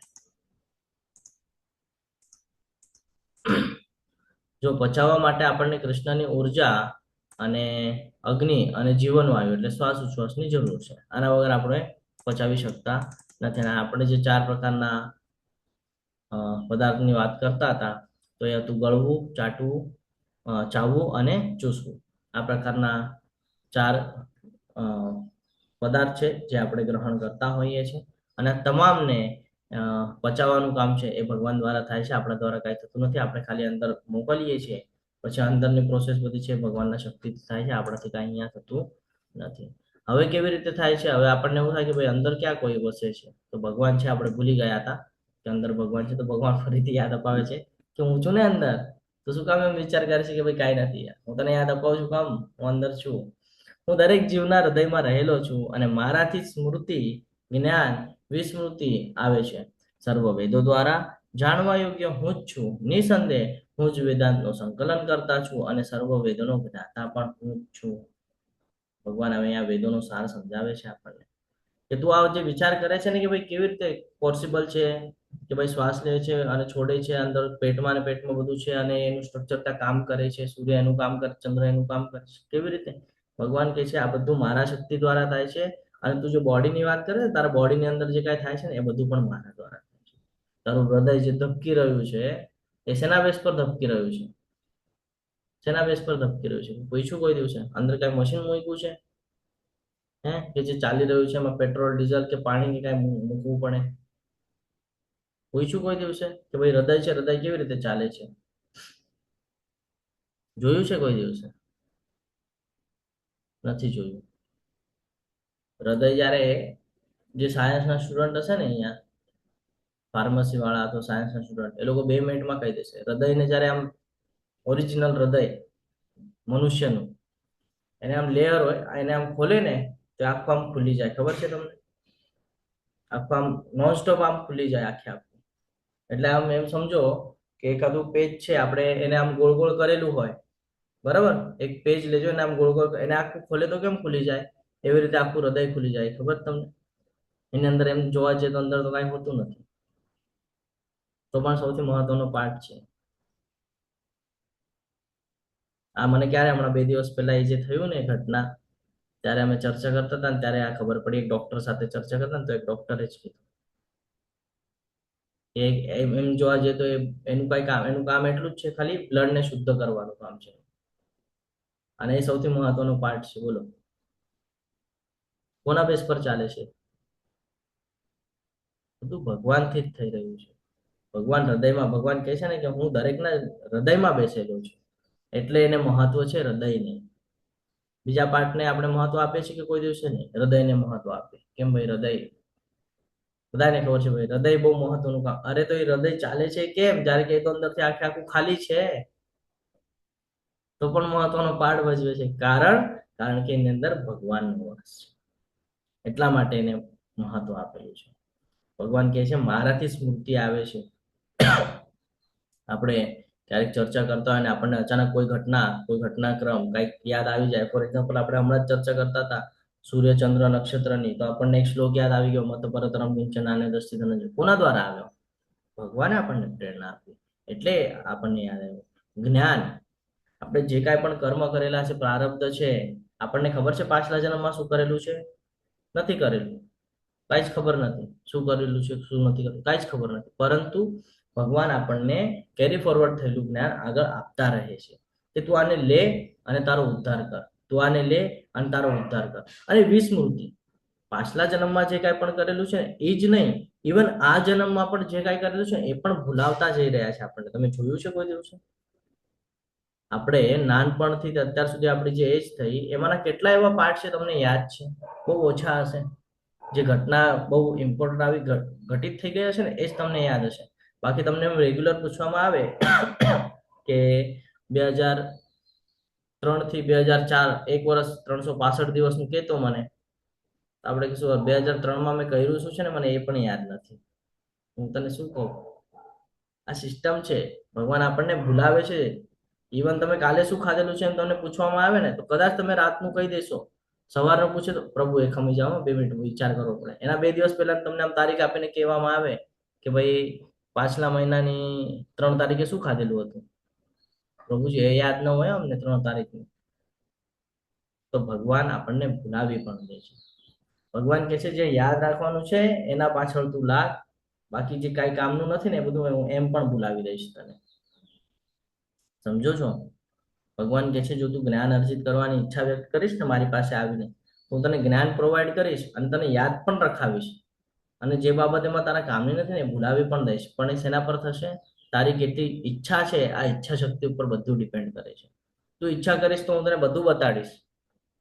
છે ને, આપણે પણ જ્યારે ભક્તિ કહીએ ને કે આપણે ભક્તિ માર્ગમાં નહોતા અને આપણે શરૂઆત કરી કે ભાઈ ઇસ્કોન કરીને છે અને એના કોઈ ક્લાસ ચાલે છે, ફ્રીમાં છે, ચલો લાવ ને જોઈ લો. બધા કહે છે કે ભાઈ ભગવદ્ ગીતા જીવનમાં હોય તો એ સક્સેસ થઈ જાય છે ને એમાં સક્સેસના શ્લોક છે ને બધું લખેલું છે, જીવનનો સાર છે, કે છે લાવ ફ્રીમાં છે કરી લો. ભલે આપણે ભૌતિક જગત સાથે અટેચમેન્ટ વાળી ઈચ્છા સાથે આવ્યા, પરંતુ જ્ઞાન મળી ગયું ને અહીંયા બહુ મોટું, કે ભૌતિક જગત છે શું એ જ સમજાવી દીધું આખે આખું. જેની અંદર આપણે વાસ કરીએ છીએ એ શું છે એ જ સમજાવી દીધું આખે આખું, કે આ લઈ લે, હવે તું આને સમજી લે અને હવે તું તારું જીવન તારા હિસાબથી જીવવાનું ચાલુ કર. તો વિસ્મૃતિ પણ અપાવે છે, ભૂલાવી દે છે. સર્વ વેદો દ્વારા જાણવા યોગ્ય હું જ છું, ભગવાન કહે છે. કયા પણ વેદોને લઈ લો, આપણે ગઈકાલે પણ ચર્ચા કરતા હતા કે ભાઈ ગરુડ પુરાણ ને બધી આપણે વાત કરતા હતા કે ભાઈ અમુક લોકો એમ પણ કીધું કે ભાઈ મારી ઈચ્છા છે વાંચવાની. અલ્ટિમેટ ગોલ તો આપણો છે શ્રી કૃષ્ણ, આપણું હોમટાઉન, જ્યાં આપણે રહેવાનું છે. આ તો આપણે બીજા જગ્યાએ આવી ગયા છે ભૂલથી, આપણે જ્યાં જવાનું છે એનો વિચાર કરવાનો છે. અહીંયા થાય છે એવું કે ઘણા લોકોને એવું થાય તો પ્રભુ એ પછી વેદો મૂક્યા શું કામ છે જો અહીંયા વાંચવાના જ ન હોય તો? એટલા માટે મૂક્યા છે કે 2 પ્રકારના લોકો જોવા મળે છે. એક હોય છે કે જે ભૌતિક જગત સાથે સંકળાયેલા હોય છે અને એક છે જે આધ્યાત્મિક માટે પ્રયત્નશીલ હોય છે. તો જે ભૌતિક જગત સાથે સંકળાયેલા છે ને એ લોકોને હજી ઘણો બધો સમય લાગશે આધ્યાત્મિક લેવલ ઉપર આવવા, ભક્તિ માર્ગ ઉપર આવવા માટે. અને એની માટે આ બેઝ બનાવીને આપેલો છે. તમને પહેલા માળેથી જો ચોથા માળે જવું હોય તો તમને પહેલો, બીજો, ત્રીજો, ચોથો એવી રીતે જવું પડશે. તમે ડાયરેક્ટ ચોથા માળે જઈ શકવાના છો કે નથી પોસિબલ. તો એવી રીતે છે કે જે લોકો ભૌતિક જગત સાથે સંકળાયેલા છે, જે લોકો રજોગુણમાં છે, એ લોકો પોતાની ઈચ્છાની પૂર્તિ કરવા માટે કોઈને કોઈ માધ્યમ લેશે. તો આ એને માધ્યમ બનાવશે. કર્મકાંડની વિધિ છે ને, તો આ એને માધ્યમ બનાવશે. આટલા બધા દેવી દેવતાઓ મૂકેલા છે કે ભાઈ એની ઉપાસના કરશે અને ધીરે ધીરે ઠીક છે ચલો કૃષ્ણને નહીં ને નથી સમજી શકતા ને કૃષ્ણને, તો કોઈને કોઈ દેવી દેવતાઓની ઉપાસનાથી ભક્તિ કરવાની ચાલુ કરશે. અને પછી ભગવાન કહે છે ને બહુ નામ જન્મ નામ અંતે, પછી ભગવાન જ્ઞાન આપવાનું ચાલુ કરે છે. જ્યારે શરૂઆત કરે છે પછી ભગવાન જ્ઞાન આપવાનું ચાલુ કરે છે. અને જ્યારે કોઈ પણ વેદોનો તમે એન્ડ પોઈન્ટ જોશો, તમે વિષ્ણુ પુરાણ લઈ લો, પદ્મ પુરાણ લઈ લો, શિવ પુરાણ લઈ લો, કયું પણ લઈ લો, જેટલા પણ વેદ અને ઉપનિષદ છે તમે કોઈ પણ લઈ લો, એનો ગોલ તમે પૂછશો ને શું છે, ભાઈ આનો ગોલ એક જ છે, ભક્તિ કરીને એક એવા માર્ગ ઉપર જવાનું છે કે જ્યાંથી પાછા આવવું ન પડે. હવે એનો સીધો સીધો ઉલ્લેખ શ્રીમદ ભાગવતમમાં છે, પદ્મ પુરાણમાં છે, વિષ્ણુ પુરાણમાં છે અને ગરુડ પુરાણમાં છે. કે કયા જગ્યાની વાત કરે છે? તો કે ભાઈ ગોલોક વૃંદાવનની વાત કરે છે. કેમ? તો કે એ શાશ્વત છે, ત્યાં ગયા પછી પાછું આવવાની જરૂરત હોતી નથી. અહીંયા પંચતત્વનું શરીર છે, ત્યાં પંચતત્વની આવશ્યકતા જ હોતી નથી, ત્યાંનું શરીર જ દિવ્ય છે. તો ડાયરેક્ટ ભગવાન સાથે બેસવાનો અવસર મળે છે, ભગવાન સાથે ચર્ચા કરવાનો અવસર મળે છે, ભગવાનની સેવા કરવાનો અવસર મળે છે. અહીંયા તો અવસર ગોતીને પણ અવસર મળતા નથી, છે ને? તો મળે છે તો અંદરથી ઈચ્છા નથી થતી કે ભાઈ લાવ હું કરી લઉં. એવું થાય છે નહીં, હું ક્યાં કરું, પેલા મારું જોઉં ને પછી ભગવાનનું કરીશ. આપણે કેવી વૃત્તિ રાખી છે, પેલા હું કમાઈ લઉં, પછી અત્યારે બધું પેલા સંસાધનો વસાવી લઉં, પછી હું આરામથી બેસીને ભગવાનની ભક્તિ કરીશ. અરે પણ પછી આરામથી બેસવાનો સમય મળશે? આપણે આપણું જીવન જોઈએ તો સ્ટાર્ટિંગમાં આપણે આગળ સમય બહુ હોય પણ પૈસા ન હોય, છે ને? પછી જેમ જેમ મોટા થાય, પૈસા હોય, સમય પણ હોય, પણ શરીર પછી સાથ ના આપતું હોય. કરી શકશો ભક્તિ? ત્યારે પછી શરીર દુખતું હશે, ક્યાંક માથું દુખતું હશે, કોઈકને હાથ પગમાં કોઈ તકલીફ હશે, કોઈકને કાંઈક ને કાંઈક તો મૂકેલું જ હોય. કારણ કે અંતિમ સમય લાવવો હોય તો ખબર કેમ પડે ને, એટલા માટે કાંઈક ને કાંઈક તકલીફ આપેલી જ હોય બધાને. તો કે એ સમયમાં તો કે ઓલું દુખે છે ને એના પર કોન્સન્ટ્રેટ કરશે, ભગવાન ઉપર ધ્યાન નહીં જાય. એટલે એ બધા વેદોને જાણવા યોગ્ય ભગવાન કે છે હું જ છું, અલ્ટિમેટ તું મને જ જાણી રહ્યો છે. નિસંદેહ હું જ વેદાંતનું સંકલન કરતા છું. વેદો શરૂઆત ક્યાંથી થઈ? વેદ વ્યાસજી. અને ભગવાને કીધું પણ કે વેદ વ્યાસ છે એ હું જ છું, છે ને? તો સંકલન કરતા ભગવાન કે છે મારા દ્વારા જ છે, અને સર્વ વેદોનો જ્ઞાતા પણ હું જ છું. તું જયારે સમજીશ ને એના એન્ડ પોઈન્ટ ઉપર જઈશ ને તો એન્ડ પોઈન્ટમાં તને હું જ મળીશ. એટલે તું વગર ચિંતા કરે, વગર તું ઓલું કરે, તું સીધું મારા ભક્તિમાં લાગી જા, અને મારા ભક્તિમાં લાગીશ તો તારી ચિંતા કરવાની કોઈ આવશ્યકતા નથી. તો ભગવાન એ કહે છે કે બધા જીવના હૃદયમાં હું વસું છું. તમને જે સ્મૃતિ આવે છે, જે જ્ઞાન આવે છે, આ જે ભૂલવાનું કારણ છે, આ બધું મારા દ્વારા જ થઈ રહ્યું છે. ભગવાન બધાના હૃદયમાં સ્થિત છે. આ હંમેશા ધ્યાનમાં રાખવાનું છે, કારણ કે આ યાદ રહેશે ને કે ભગવાન હૃદયમાં સ્થિત છે તો કોઈ એવા કર્મ નહીં કરો કે જેનાથી તમે કર્મના બંધનમાં બંધાવ. બરાબર છે? આ સાથે આપણે આગળ વધીએ. અહીંયા સુધી ક્લિયર છે? હરે કૃષ્ણ. અહીંયા ભગવાન આપણને બધું બતાડી પણ રહ્યા છે, ચાર્ટ એવા બનાવીને આપ્યા છે, વેદો છે, બધું શું કામ જાણવાનું છે? ભગવાન કૃષ્ણને જાણવા માટે. આગળ વધીએ તો આ બહુ મહત્વનો પાઠ છે. હવે પુરુષોત્તમ યોગ ભગવદ્ ગીતાના 3 શ્લોક આ સમજવા જરૂરી છે. જીવ બે પ્રકારના હોય છે, ચૂત અને અચૂત. ભૌતિક જગતમાં પ્રત્યેક જીવ એટલે કે પતનશીલ ચૂત હોય છે, અને આધ્યાત્મિક જગતમાં પ્રત્યેક જીવ અચૂત કહેવામાં આવે છે. આનો અર્થ શું છે ખબર છે? શું સમજાવવામાં આવે છે? જીવ બે પ્રકારના છે, એક ભૌતિક જગતમાં પોતાનું પતન કરે છે અને બીજા આધ્યાત્મિક જગતમાં પ્રગતિ કરે છે. તો આ બંનેની વાત અહીંયા કરે છે. કેવી રીતે સમજી શકાય આપણે? હરે કૃષ્ણ. આને ત્રિશ્લોકી ગીતા કહેવામાં આવેલું છે. એટલે ત્રિશ્લોકી ગીતા એટલે હું તમને થોડો હિન્ટ આપી દઉં. આમાં બીજો અધ્યાય પણ મૂકેલો છે. પહેલું જ લેસન આપણે લઈએ છીએ જ્યારે સ્ટાર્ટ કરીએ ભગવદ્ ગીતા, અને બીજો અધ્યાય આવે, સૌથી પહેલું લેસન એમાંથી આપણે લઈએ છીએ, એ અહીંયા સમજાવે છે. હરે કૃષ્ણ પ્રભુજી. બોલો માતાજી. હરે કૃષ્ણ. હરે કૃષ્ણ. એટલે કે કેવું કહેવા માંગે છે કે છે ને આપણે ભૌતિક જગતમાં પ્રત્યેક જીવ ચ્યુત છે, એટલે કે આપણું શરીર જે છે એ નાશવંત છે. આપણે જે છે એ નાશવંતમાં અત્યારે આસક્તિ લગાડીએ છીએ, અને છે ને બીજા બધા કર્મોના બંધનમાં આપણે જકડાઈ જઈએ છીએ. અને આધ્યાત્મિક જીવનમાં આપણું શરીર જ નથી, ત્યાં આત્મા સ્વરૂપે આપણે હોઈએ છીએ, અને એ છે ને શાશ્વત હોય છે, એમ એવી રીતે. હરે કૃષ્ણ. ખૂબ સરસ. અહીંયા એ જ સમજાવે છે કે એક છે ભૌતિક જગત પ્રત્યેક જીવ પતનશીલ, એટલે કે તમે જો જ્યાં સુધી તમે વિચાર કરીને ચાલશો કે ભાઈ હું આ શરીર છું, ત્યાં સુધી બધી જ સમસ્યા છે. જ્યાં સુધી વિચાર કરશો હું આ શરીર છું, ત્યાં સુધી બધી જ સમસ્યા છે, કારણ કે એ પતનશીલ છે. અને જ્યારે આધ્યાત્મિક જગતનો વિચાર, એટલે કે જ્યારે એમ વિચાર કરશો કે હું અવિનાશી આત્મા છું, જેનો કોઈ દિવસે પતન થવાનું નથી, એ આત્મા તરીકે જો તમે વિચાર કરશો તો એ હંમેશા તમારો લાભ કરાવે છે. તો આ બે પ્રકારના જીવન આપણે જીવી રહ્યા છીએ, એક ભૌતિક જગત અને એક આધ્યાત્મિક જગત. શશી માતાજી બોલો, હરે કૃષ્ણ. શશી માતાજીને કાંઈક ઉમેરવું છે? હરે કૃષ્ણ માતાજી.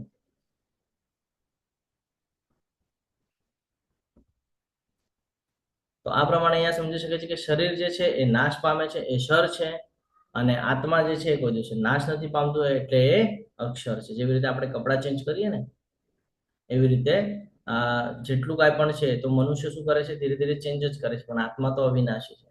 એટલે આ એક શ્લોક. હવે આગળ હજી એક શ્લોક આવશે, એ શ્લોકને પણ સમજીએ આપણે.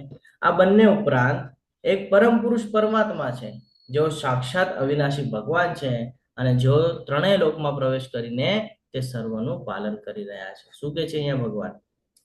હરે કૃષ્ણ. કે આ તો ઠીક છે, તમે વાત કરી શરીરની, ભૌતિક જગતની, આત્માની. હા, આત્માથી પણ ચડિયાતું કોક છે ઉપર. કોણ છે? તો કે પરમાત્મા. આત્માથી વિશેષ છે, અને વિશેષ એટલા માટે છે કે એ ત્રણે ત્રણ લોકના સ્વામી છે. ત્રણ લોક એટલે ઉપરનો લોક, વચ્ચેનો લોક અને નીચેનો લોક, એવી રીતે ડાયરેક્ટ ડિવાઇડેશન કરી નાખ્યું છે. એટલે ત્રણ લોકના સ્વામી છે. કારણ કે આત્મા છે ખાલી કોનું સ્વામી છે? ટેમ્પરરી છે. એ શરીર મળ્યું છે ટેમ્પરરી વર્ષ માટે, એનું સ્વામી છે. પણ ભગવાન તો એ જીવના પણ સ્વામી છે, શરીરના પણ સ્વામી છે, અને આખું બ્રહ્માંડ સૃષ્ટિ નિર્માણ કર્યું એના પણ સ્વામી છે. એટલે જેઓ સાક્ષાત છે અને અવિનાશી ભગવાન છે, ત્રણ લોકમાં પ્રવેશ કરે છે અને તેનું સર્વનું પાલન પણ કરી રહ્યા છે. આપણે જોઈએ તો ગર્ભોદક્ષાય વિષ્ણુ, સૌથી પહેલા મહાવિષ્ણુ, પછી ગર્ભોદક્ષાય વિષ્ણુ, પછી શિરોદક્ષાય વિષ્ણુ. સમજી શકાય કે કોઈ દિવસે કેટલો પ્રયત્ન કરશો ને તો આ ભગવાનની આ બધી જે કહીએ ને કે લીલાઓ છે ને, આ લીલાઓ ખાલી સાંભળીને આપણે પ્રયત્ન કરી શકીએ છીએ, પણ કોઈ દિવસે સમજી શકવાના નથી. કેમ? કારણ કે આપણા અંદર એટલી શુદ્ધતા નથી. આપણે ગોટાળે ચડી જઈએ છીએ. તો આમ છે તો પછી આમ કેમ છે?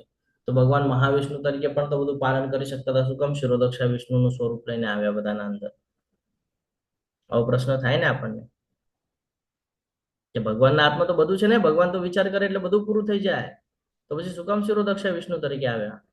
શું જવાબ આપશો તમે? હરે કૃષ્ણ. હરે કૃષ્ણ. આ ત્રીજા અધ્યાયની અંદર જ ભગવાન જવાબ આપે છે આપણને કે હું ત્રણ લોકનો સ્વામી છું, હું ચાહું તો બધું કરી શકું છું, પરંતુ હું તારી સાથે અહીંયા ઉપસ્થિત રહીને તને સમજાવું છું કે નિષ્કામ ભાવે કર્મ કરી શકાય છે. આપણને પ્રેરણા આપે છે આપણી સાથે રહીને કે આવી રીતે કરીશ તો તારો ઉદ્ધાર થશે, અને આના વિરુદ્ધમાં જઈશ તો તારું પતન થશે. આ સમજાવવા માટે. સમજાય છે? કારણ કે આપણે ભગવાનને જોઈ શકતા નથી, અને જેને આપણે જોઈ શકતા નથી એને માનતા નથી. તો કાલ સવારે એવું હોય કે ભાઈ શિરોદક્ષાય વિષ્ણુ આપણા શરીરમાં છે, આ આપણને ખબર હોય જ નહીં, તો આપણે કોઈ દિવસે ભગવાન પ્રત્યે આસક્તિ રાખશું જ નહીં. આપણે આસક્તિ કન્ટિન્યુઅસ ભૌતિક જગત પૂરતી મર્યાદિત રહી જશે. દીપ્તિ માતાજી બોલો, હરે કૃષ્ણ. હરે કૃષ્ણ. પ્રભુજી, હમણાં તમે ગર્ભોદક વિષ્ણુ અને બંને વિષ્ણુની વાત કરી, બરાબર? લોકલ ભાષામાં કે આપણે તળપદી ભાષામાં તમે એમ કહો છો કે આપણી અંદર જ સ્થિત છે, તો ભલે આપણા દરેક ભાવ અભાવ બધાના સાક્ષી છે, તો આપણે તળપદી ભાષામાં ઘણીવાર ઘણા ખોટું કરતા હોય તો આપણે એમ કહીએ કે તારામાં અંતરાત્મા જેવી ચીજ છે કે નહીં, તારું મનનું આત્મા શું કે છે? તો પ્રભુજી, આ કઈ પ્રોસિજર છે, ને આ ઈશ્વરની આ માયા એ શું છે? એ શું છે? દાખલા તરીકે હિરણ્યકશિપુ હોય કે રાવણને મંદોદરી નિવાર્યો હોય કે ધૃતરાષ્ટ્રને ગાંધારીએ હોય, તો એમ એ લોકોમાં એ જ ત્યારે સ્થિત હતા. અત્યારે પ્રવર્તમાન સમયમાં બધામાં આવું બધું થતું જ હોય છે, to be or not to be. તો આ જે ફ્રી વિલ છે, અને વ્યક્તિ આવા આસુરી ભાવો પસંદ કરે છે કે દેવી ભાવો પસંદ કરે છે કે મનુષ્ય યોનિના ભાવો પસંદ કરે છે, એ બધું શું છે પ્રભુજી? તમને લાસ્ટમાં સમજાવું એ શું કામ થાય છે. પાછલા જન્મના કર્મ આપણે જે લઈને આવીએ છીએ, જે ઈચ્છા લઈને આવીએ છીએ ને, એના અનુસાર આપણો સ્વભાવ તૈયાર થાય છે, અને એ જ સ્વભાવ આપણને આ જન્મમાં મળે છે, અને એવું જ એટમોસ્ફિયર તૈયાર થાય છે આપણે આજુબાજુ. હું તમને લાસ્ટમાં સમજાવું છું. પ્રભુજી, ખટકો તો બધાના મનમાં નહીં આવતો હોય. દાખલા તરીકે એક જાગૃત માણસમાં તો આવે, એક ભક્તમાં આવે, પણ જે સમજ્યો હશે ને કે આ સાયકલ ખોટી છે, હું ખોટે માર્ગે છું, એમ આ વસ્તુ ભગવાન તો આપણને કોઈક ને કોઈક બાબતથી સમજાવે જ છે ને. કાં તો આપણા જીવનમાં દુઃખ આપી દે એટલે એ માર્ગમાં ચાલે નહીં, બરાબર. ફોર એક્ઝામ્પલ હું કોઈ ખોટા કામ કરતો હોઉં ને મારા જીવનમાં દુઃખ આવે તો હું દુઃખી થઈ જઈશ. તો મારી સાથે જ કેમ આમ થાય છે, મારી સાથે જ કેમ આમ, પછી હું મારું માઇન્ડ એની મેળે ચેન્જ થઈ જાય ને પછી હું કોઈ બીજી લાઈન પકડું. તો એ ચેન્જ કરવા માટે ભગવાન, જેમ અત્યારે અર્જુનજી સ્ટાર્ટિંગમાં શું કહી રહ્યા હતા, યુદ્ધ કરવા માટે રેડી થઈ ગયા હતા. બરાબર. જ્યારે બંનેની સામે લાવીને ઊભું હા. કરી દીધું, તરત યોગ માયામાં મૂકી દીધા. બાકી આવ્યા તો તૈયારીમાં જ હતા બરાબર છે. યુદ્ધ કરવાના, પછી યોગ માયામાં મૂકી દીધા. તો કે છે ભાઈ મારે યુદ્ધ નથી કરવું. જે રેડી હતા એ ના પાડી દે છે કે ભાઈ મારે યુદ્ધ નથી કરવું. અને પછી ભગવાન હવે જ્ઞાન આપી રહ્યા છે, અને જ્ઞાનના અંતે ભગવાન પાછું ક્લિયરન્સ આપે પછી એને બુદ્ધિ સુજાવશે. તો એ કે છે હવે તમે જેમ કહો છો એમ. સમજો છો? બરાબર છે ભગવાન પ્રભુજી. આપણને બધાને હા, પ્રભુજી. પ્રેરણા આપે છે.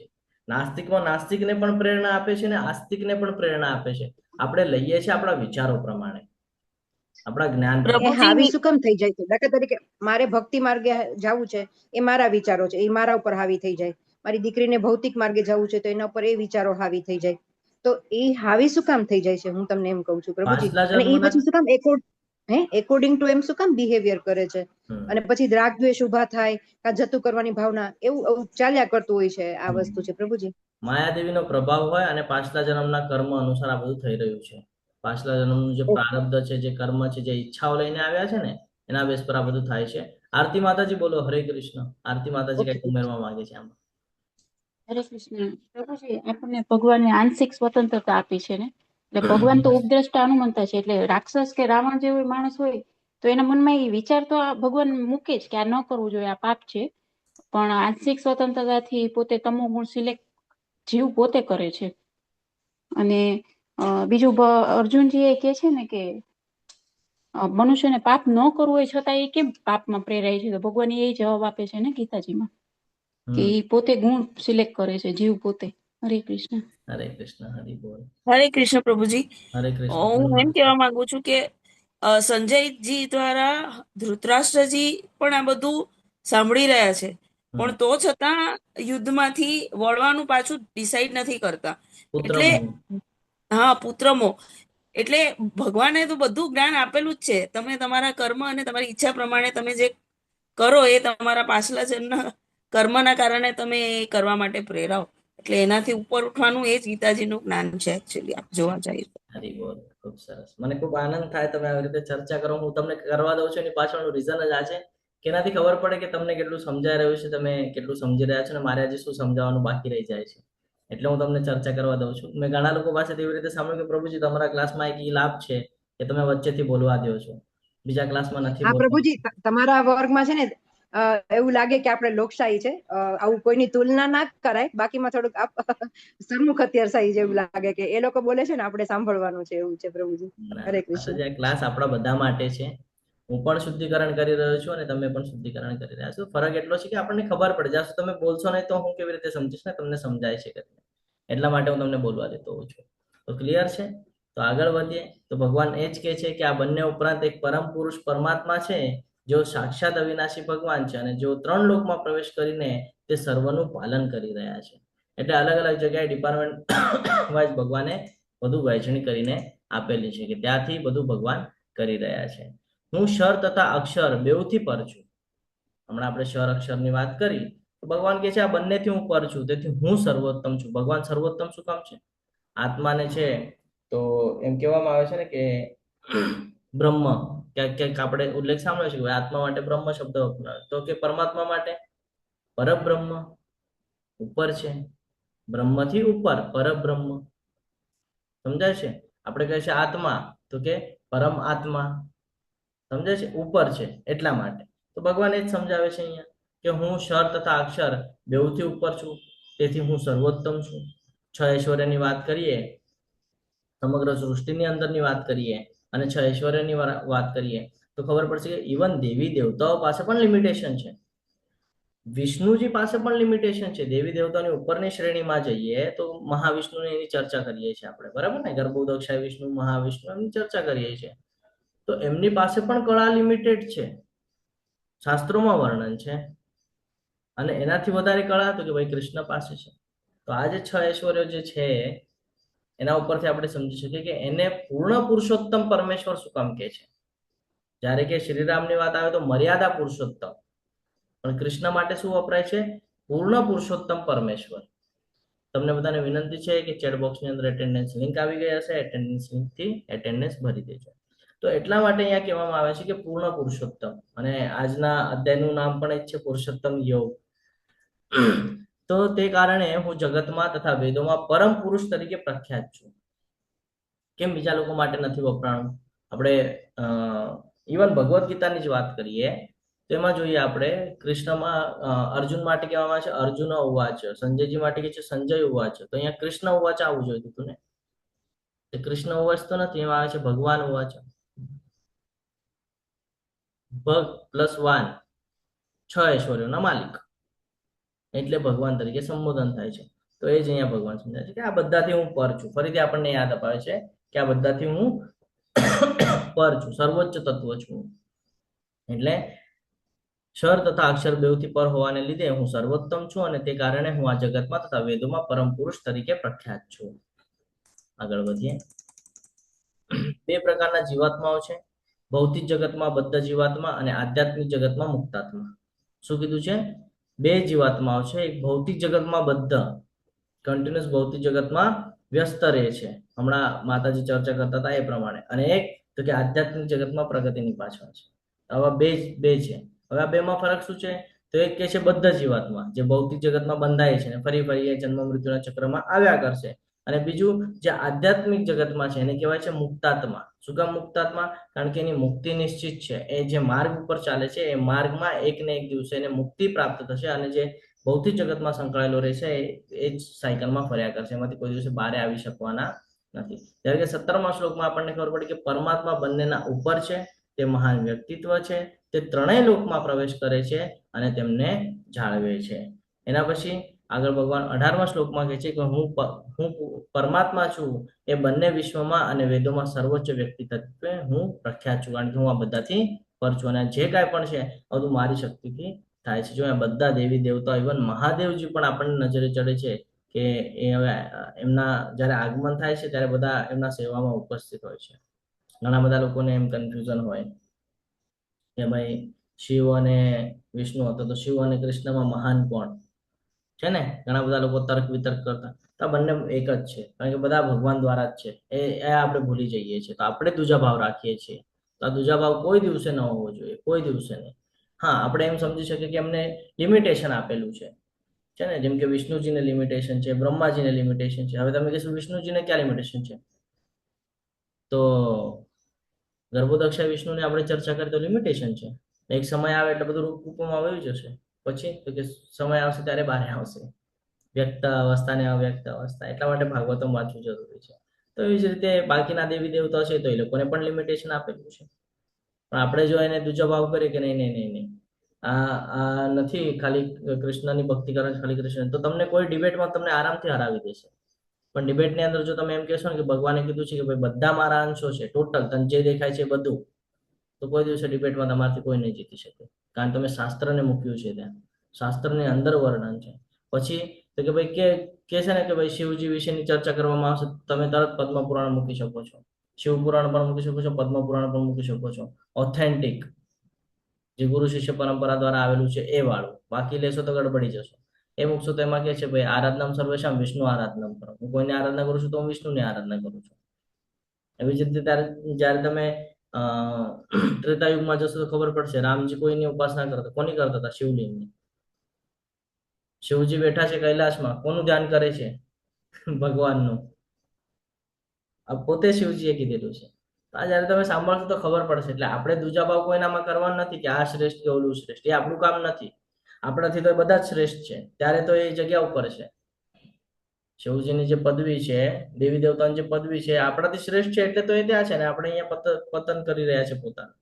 એટલે આપણે આપણાથી જે વરિષ્ઠ છે કોઈ દિવસે એની તુલના બીજા સાથે કરવાની કોઈ આવશ્યકતા જ નથી, છે ને? આપણે તો એ ધ્યાનમાં રાખવું છે કે આપણે કોણ છે, આપણે પોતાનું જોવાનું છે. બીજાનું આપણે હંમેશા ભૌતિક જગતમાં આપણે ભૂલ જ એ થાય છે કે આપણે હંમેશા બીજાનું જોતા હોઈએ છીએ કે ભાઈ આનું શું ચાલે છે ને ઓલાનું શું ચાલે છે. એનું જે ચાલતું એ ચાલે, પેલા આપણો ઉદ્ધાર કરવાનો છે, પેલા આપણો વિચાર કરીએ, પછી એનો કરશું. પેલા ભક્તિમાં આપણે તલ્લીન થઈ જઈએ, પેલા 16 માળા કરતા આપણે થઈ જઈએ. આપણું જયારે મન લાગવા માંડે ભક્તિમાં, ત્યારે આપણે બીજાનો વિચાર કરશું, કારણ કે આપણે જ હજી કેપેબલ નથી. અને આપણે બીજાને ગોતવા જશું તો એ કહેશે પેલા તું કેપેબલ થા, પછી તું મને કહેજે. પછી તારું જ માઇન્ડ ડાયવર્ટ થાય છે અને તું મને ગીતા શીખવાડવા માંગે છે કે છે. સમજાય છે? એટલે પેલા પોતે કેપેબલ થઈ જવું પડશે. કે કાલ સવારે કોઈ કહે તો એક કે હા મન ઉપર કંટ્રોલ છે, ના પાડી તો ના જ પાડી, એને છેવટે ન જ કર્યું. ત્યારે પછી પૂછે તો કેતા આવડે ભગવદ્ ગીતાનો પાવર છે આ બધો. પછી તમે એને કહેશો તો આ સાંભળશે, હા મને પણ આવું થવું છે, આ લે આ ભગવદ્ ગીતા, આ ક્લાસની લિંક અને આ જોઈન્ટ કરી લેજે. પછી એને સમજાશે કે શું કરવા યોગ્ય છે અને શું કરવા યોગ્ય નથી. પરંતુ આપણે શું કરીએ છીએ? આપણે કમ્પેરિઝનમાં લાગી જઈએ છીએ, તર્ક વિતર્ક, કોણ શ્રેષ્ઠ કોણ નહીં. એટલે એ આપણી સામે બેસે, કોકનો ભક્ત હોય એટલે એ સામે બેસે, આપણે એને કૃષ્ણ વિશે કહેશું ને આપણને એના વિશે કહેશે, તો ડિબેટ જ થવાની છે. બધા પોતપોતાની જગ્યાએ શ્રેષ્ઠ છે. પછી એને અલગ અલગ કથા સંભળાવવી પડે કે હનુમાનજી મહત્વના કેમ છે. તો હનુમાનજી બંને સાઈડ પાઠ ભજવે છે ને કલયુગમાં પણ પાઠ ભજવવાના છે. પછી આવી રીતે સમજાવવું પડે એને કે આ બધું દૈવી શક્તિ દ્વારા થાય છે. પછી એને ખબર પડે કે શું છે ને શું નહીં.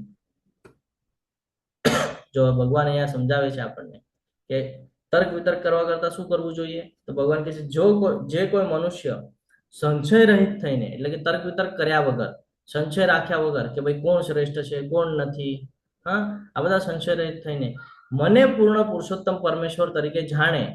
ભગવાન પોતે કહી રહ્યા છે કે મારું સ્મરણ કર, બીજાનું કરવાની આવશ્યકતા નથી. જો અહીંયા આપણે જે ચર્ચા કરતા ને, જો આવી રીતે થાય, આ લીલા કહેવાય ભગવાનની. જો ચર્ચા કરો નીચે સ્લાઇડ જ મૂકેલી છે, કોણ દેખાય છે એમાં? શિવજી. આપણે હમણાં શિવજીની જ ચર્ચા કરતા હતા. જો શિવજીને ઉપર કોણ છે? કૃષ્ણ ભગવાન. આ લીલા છે ભગવાનની. તો કે જે કોઈ મનુષ્ય સંશય રહિત થઈને મને પૂર્ણ પુરુષોત્તમ પરમેશ્વર તરીકે જાણે છે તે બધું જાણનારો છે. માટે હે ભરત પુત્ર, તે મનુષ્ય મારી પૂર્ણ ભક્તિમાં પરોવાઈ જાય છે. ભક્તિમાં કોણ તલ્લીન થઈ શકે? જે ભગવાનને સમજી શકે. કોણ સમજી શકે? જે જ્ઞાન અર્જિત કરેલું હોય એ જ્ઞાનને જીવનમાં ઉતારી શકે, એ જ ભગવાનને સમજી શકે. બાકી આપણે ભગવદ્ ગીતાના 150, 200, 250, 3000 ક્લાસ પણ કરી લઈશું, પણ એને જીવનમાં ઉતારશું નહીં તો શ્લોક તો પાકા થઈ જશે પણ જીવનમાં બદલાવ આવશે નહીં. અને જે લોકોને ભગવદ્ ગીતા નથી પણ સમજાતી, પણ જે મહત્વના શ્લોક છે એટલા પણ સમજીને જીવનમાં ઉતારી દીધા, તો પણ એનો ઉદ્ધાર નિશ્ચિત છે. કારણ કે એને ખબર પડી ગઈ છે મારે શું કરવા યોગ્ય છે ને શું કરવા યોગ્ય નથી. પૂર્ણ પુરુષોત્તમ પરમેશ્વર શ્રી કૃષ્ણનું ધ્યાન શું કામ જરૂરી છે, ભક્તિ શું કામ જરૂરી છે, એને ક્લિયર છે. જ્યારે કે ઘણા બધા લોકો તર્ક વિતર્કમાં લાગેલા હોય છે. ઇવન આપણે ઇસ્કોનની વાત કરીએ તો ઇસ્કોનની અંદર આપણને એ જ જ્ઞાન આપવામાં આવે છે કે જે મહત્વનું છે, જે મૂળ છે. આપણને એવું કહેવામાં આવે છે કે ભાઈ નહીં, આ દેવી દેવતા નથી, ઓલા દેવી દેવતાને ઇમ્પોર્ટન્સ નથી આપવાનું, એવું કહેવામાં આવે છે. કોઈ દિવસે સાંભળ્યું છે તમે એવું કીધું, કોઈ સ્ટેટમેન્ટ આપ્યું કે ભાઈ આ દેવી દેવતાની ઉપાસના નહીં કરતો? સમજાવે છે કે એ ભગવાનના અંગ છે, કરશો તો કોઈ વાંધો તો કોઈ નથી, એ પણ સારું જ છે. કરશો તો સ્વીકૃતિ આવશે, જ્ઞાન વધશે, અને પછી જ્યારે ઘણું બધું તમે એમાં ભક્તિમાં તલ્લીન થશો એના, ત્યારે એ ભગવાન દ્વારા તમને જ્ઞાન પુરાવશે કે તમારે શું કરવા યોગ્ય છે અને શું કરવા યોગ્ય નથી. પણ કોઈ દિવસ એમ સ્ટેટમેન્ટ નહીં આપે. તો પછી આપણે શું કામ એવી રીતે તર્ક વિતર્ક કરવા જોઈએ? જ્યારે આપણા ગુરુજનો જે છે એ લોકો તર્ક વિતર્ક નથી કરતા, તો આપણે શા માટે તર્ક વિતર્ક કરવાનું છે? કોણ શ્રેષ્ઠ છે આપણને ખબર છે, બસ. કોણ શ્રેષ્ઠ છે આપણા માટે પૂરતું છે. આપણે આપણો ઉદ્ધાર કરવાનો છે તો પહેલા આપણી તૈયારી કરી લઈએ. આપણે જ્યારે એ ચરમસીમા ઉપર પહોંચી જશું કે ભાઈ હા, હવે આ ભૌતિક જગતના કોઈ સંસાધનો આપણને ડાયવર્ટ કરી શકશે નહીં, માયાદેવી કોઈ પ્રકારે પ્રભાવ નાખી શકશે નહીં. નામાચાર્ય જેવું જ્યારે આપણું કહીએ ને કે સ્ટેટમેન્ટ આવવા માંડે કે ભાઈ હું અને મારી ભક્તિ, હું અને મારી ભક્તિ, ત્યારે સમજવાનું છે કે ભાઈ હવે એક સિચ્યુએશન એવી આવી છે કે ભાઈ હવે મને આ ભૌતિક જગતના સંસાધનો વધારે એટ્રેક્ટ કરી શકશે નહીં. એટલે ભગવાન કહે છે કે જે મનુષ્ય સંશયથી રહિત થઈ જાય છે ને એ જ મને પૂર્ણ પુરુષોત્તમ પરમેશ્વર તરીકે જાણી શકે છે. અને આવો જ મનુષ્ય મારી ભક્તિમાં પરોવાઈ શકે છે. બાકી તમે કેટલો પણ પ્રયત્ન કરશો, 16 માળા પણ કરતા હશો, તો વચ્ચેથી તમે માઇન્ડ ડાયવર્ટ થઈ જશે. કોઈક તમને કંઈક બોલી જશે ને તરત દુઃખ થઈ જશે કે મને શું કામ બોલ્યું. પણ જો ભગવાનના ભક્તિમાં હશો તો ખબર છે કે હું એક આત્મા છું, મને નથી બોલ્યો, શરીરને બોલ્યો છે, નહીં બોલ્યો છે તો એના કર્મ છે, કાયિક વાચિક માનસિક એના કર્મ થઈ રહ્યા છે. મારે કઈ રિપ્લાય નથી આપવાનો, મારે બંધનમાં નથી બંધાવવાનો. એ બોલે તો ભલે બોલે. ક્યારે થાય? જ્યારે તમારું મન શાંત હોય ને ત્યારે. મન ક્યારે શાંત હોય? જ્યારે તમે ભગવાનની સાથે સંકળાયેલા હો, ભક્તિમાં હો ત્યારે. એટલે ભગવાન કહે છે હે નિષ્પાપ. એ શબ્દ ખૂબ સરસ વાપર્યો છે, નિષ્પાપ. એ જે પાપોથી મુક્ત છે ને એની વાત કરે છે. અને આવી સિચ્યુએશન ક્યારે આવે? ત્યારે આપણે દ્રઢ નિશ્ચયપૂર્વક ભક્તિમાં તલ્લીન થઈ જઈએ ને ત્યારે આવે. ત્યાં સુધી આપણને એવું બધું કહીએ ને કે સમજાતું નથી કે ભાઈ શું કરવા યોગ્ય છે, શું કરવા યોગ્ય નથી. આ વૈદિક શાસ્ત્રોનો સર્વાધિક ગુપ્ત ભાગ છે. જેમ 9મો અધ્યાય ગુપ્ત હતો ને, એવી રીતે આ 15મો અધ્યાય પણ ગુપ્ત કીધો છે. સૌથી ગુપ્ત ભાગ છે, કારણ કે ભક્તિમય સેવા બહુ મહત્વની છે. અને સ્ટાર્ટિંગમાં જે પેલા 5 શ્લોક આપણને સમજાવવામાં આવ્યા, એ 5 શ્લોકમાં જે આપણને જ્ઞાન પ્રાપ્ત થયું ભૌતિક જગતનું ને આધ્યાત્મિક જગતનું, એ અને એના પછીનું જે જ્ઞાન પ્રાપ્ત થયું એ એટલું ઇમ્પોર્ટન્ટ છે કે આટલું ખાલી તમે આ અધ્યાય 15 ખાલી આ 20 શ્લોકને પણ જો સમજી જાઓ અને એને જીવનમાં ઉતારી દો તો પણ જીવનમાં પરિવર્તન થઈ શકે છે. એ જ હવે ભગવાન અહીંયા સમજાવે છે કે વૈદિક શાસ્ત્રનો, વેદો જ્યારે તમે કોઈ પણ હાથમાં લેશો તો એનો સર્વાધિક ગુપ્ત ભાગ છે, મહત્વનો ભાગ છે. અને મેં હવે પ્રગટ કર્યો છે. મેં તને અહીંયા શોર્ટકટમાં કહી દીધું 15મા અધ્યાયની અંદર ભગવાન કહે છે જ્યારે તું કોઈ પણ ગ્રંથ ઉપાડીશ, વેદો વાંચીશ, તો આ વેદોમાં અલ્ટિમેટ ગોલ તો તને આ જ દેખાશે જે અત્યારે હું તને આ અધ્યાયની અંદર સમજાવી રહ્યો છું. જે કોઈ મનુષ્ય આને સમજી જાય છે, હું કોણ છું, શરીર કોણ છે, ભૌતિક પ્રકૃતિ શું છે, પરમાત્મા કોણ છે, મારે ક્યાં જવાનું છે, મારે શું કરવાનું છે, આ 6-7 પ્રશ્નોના જવાબ જેની પાસે છે એ મનુષ્ય બુદ્ધિમાન થઈ જશે અને તેના પ્રયાસો પણ સંપૂર્ણ થઈ જશે. એટલે એ ગોલોક વૃંદાવન સુધી પહોંચી જ જશે, કારણ કે એની પાસે બુદ્ધિ છે. એના બુદ્ધિના પ્રતાપે એ ભક્તિમાં તલ્લીન થઈ શકે છે, કારણ કે એને હવે પોતાને શરીર તરીકે ઉલ્લેખ કરવાનો બંધ કર્યો છે અને પોતાને આત્મા તરીકે જુએ છે અને હંમેશા ભગવાનના દાસ અને સેવક તરીકેનું વર્ણન કરે છે અને એ પ્રમાણેની પ્રવૃત્તિઓ ચાલુ છે. એટલે એક ને એક દિવસે એની ઉન્નતિ નિશ્ચિત છે. પરંતુ હજી પણ જે મનુષ્ય આ બધું સમજી શક્યો નથી, જે ભૌતિક જગતમાં પોતાના સંસાધનોમાં હજી પણ વ્યસ્ત છે, એ મનુષ્ય પતનના માર્ગ ઉપર છે. એના 2 પાર્ટ થઈ શકે છે, કાં તો એની ઉન્નતિ થશે, કાં તો એનું પતન થશે. તો આ બધું બહુ મહત્વનો પાર્ટ છે જીવનની અંદર. એટલે આ અધ્યાય બહુ ઇમ્પોર્ટન્ટ છે. ભલે એના શ્લોક ઓછા છે પણ અધ્યાય બહુ મહત્વના છે. આ અધ્યાયમાં સમજાવેલા જ્ઞાન એ વેદાંતનો સાર છે અને વેદોનો સૌથી ગોપનીય ભાગ છે. આ સમજવાનું પરિણામ શું છે? તો કે વ્યક્તિ જ્ઞાની બની શકે છે અને તેના પ્રયત્નો સંપૂર્ણતા પ્રાપ્ત કરી શકે છે. એટલે એને અંતિમ ગોલ જે છે એ પ્રાપ્ત કરી શકે છે. પુરુષોત્તમ યોગને સમજવાની લાયકાત તો કે પાપહીનતા. પાપ વાળું કૃત્ય કોઈ જ થવાનું છે, કાયિક, વાચિક, માનસિક કોઈ પ્રકારના પાપ ન થવા જોઈએ. જ્યારે આપણે એવી પ્રકારમાં આવી જાય છે તો ઇનડાયરેક્ટલી આપણે કર્મના બંધનથી બચાવી લઈએ છીએ પોતાને. અને એક સાઈડ કર્મના બંધનથી આપણે બચી ગયા, બીજી સાઈડ આપણી ભક્તિ ચાલુ છે, આધ્યાત્મમાં આપણે તલ્લીન છે, ભગવાનની સેવામાં આપણે રચ્યા પચ્યા છે, તો એનો ઉદ્ધાર નિશ્ચિત છે. એટલે મોક્ષ તરફ આગળ વધી શકે છે. એ આ અધ્યાયમાં આપણને અંતિમમાં જ્ઞાન આપવા માંગે છે. તમે બધાએ ખૂબ શાંતિપૂર્વક સાંભળ્યું, એટલે તમારો બધાનો ખૂબ ખૂબ આભાર વ્યક્ત કરું છું. આ સાથે આપણો આજનો અધ્યાય અહીંયા પૂર્ણ થાય છે. વાંછા કલ્પતરુભ્યશ્ચ કૃપા સિંધુભ્ય એવ ચ પતિતાનાં પાવનેભ્યો વૈષ્ણવેભ્યો નમો નમઃ. અનંત કોટી વૈષ્ણવ વૃંદ કી જય. ભગવદ ગીતા કી જય. શ્રીલ પ્રભુપાદ કી જય. સદગુરુદેવ કી જય. હરે કૃષ્ણ હરે કૃષ્ણ, કૃષ્ણ કૃષ્ણ હરે હરે હરે હરે રામ હરે રામ રામ રામ હરે હરે. હરે કૃષ્ણ. હરે કૃષ્ણ પ્રભુજી. હરે કૃષ્ણ પ્રભુજી, હરે દત્ત પ્રણામ. હરે કૃષ્ણ. હું આશા રાખું પ્રભુજી, છું કે તમે દંડવત બધાને પ્રણામ. દંડવત પ્રણામ, કે આજનો અધ્યાય તમને સમજાણો હશે અને તમે એને જીવનમાં ઉતારવાનો પ્રયાસ કરશો.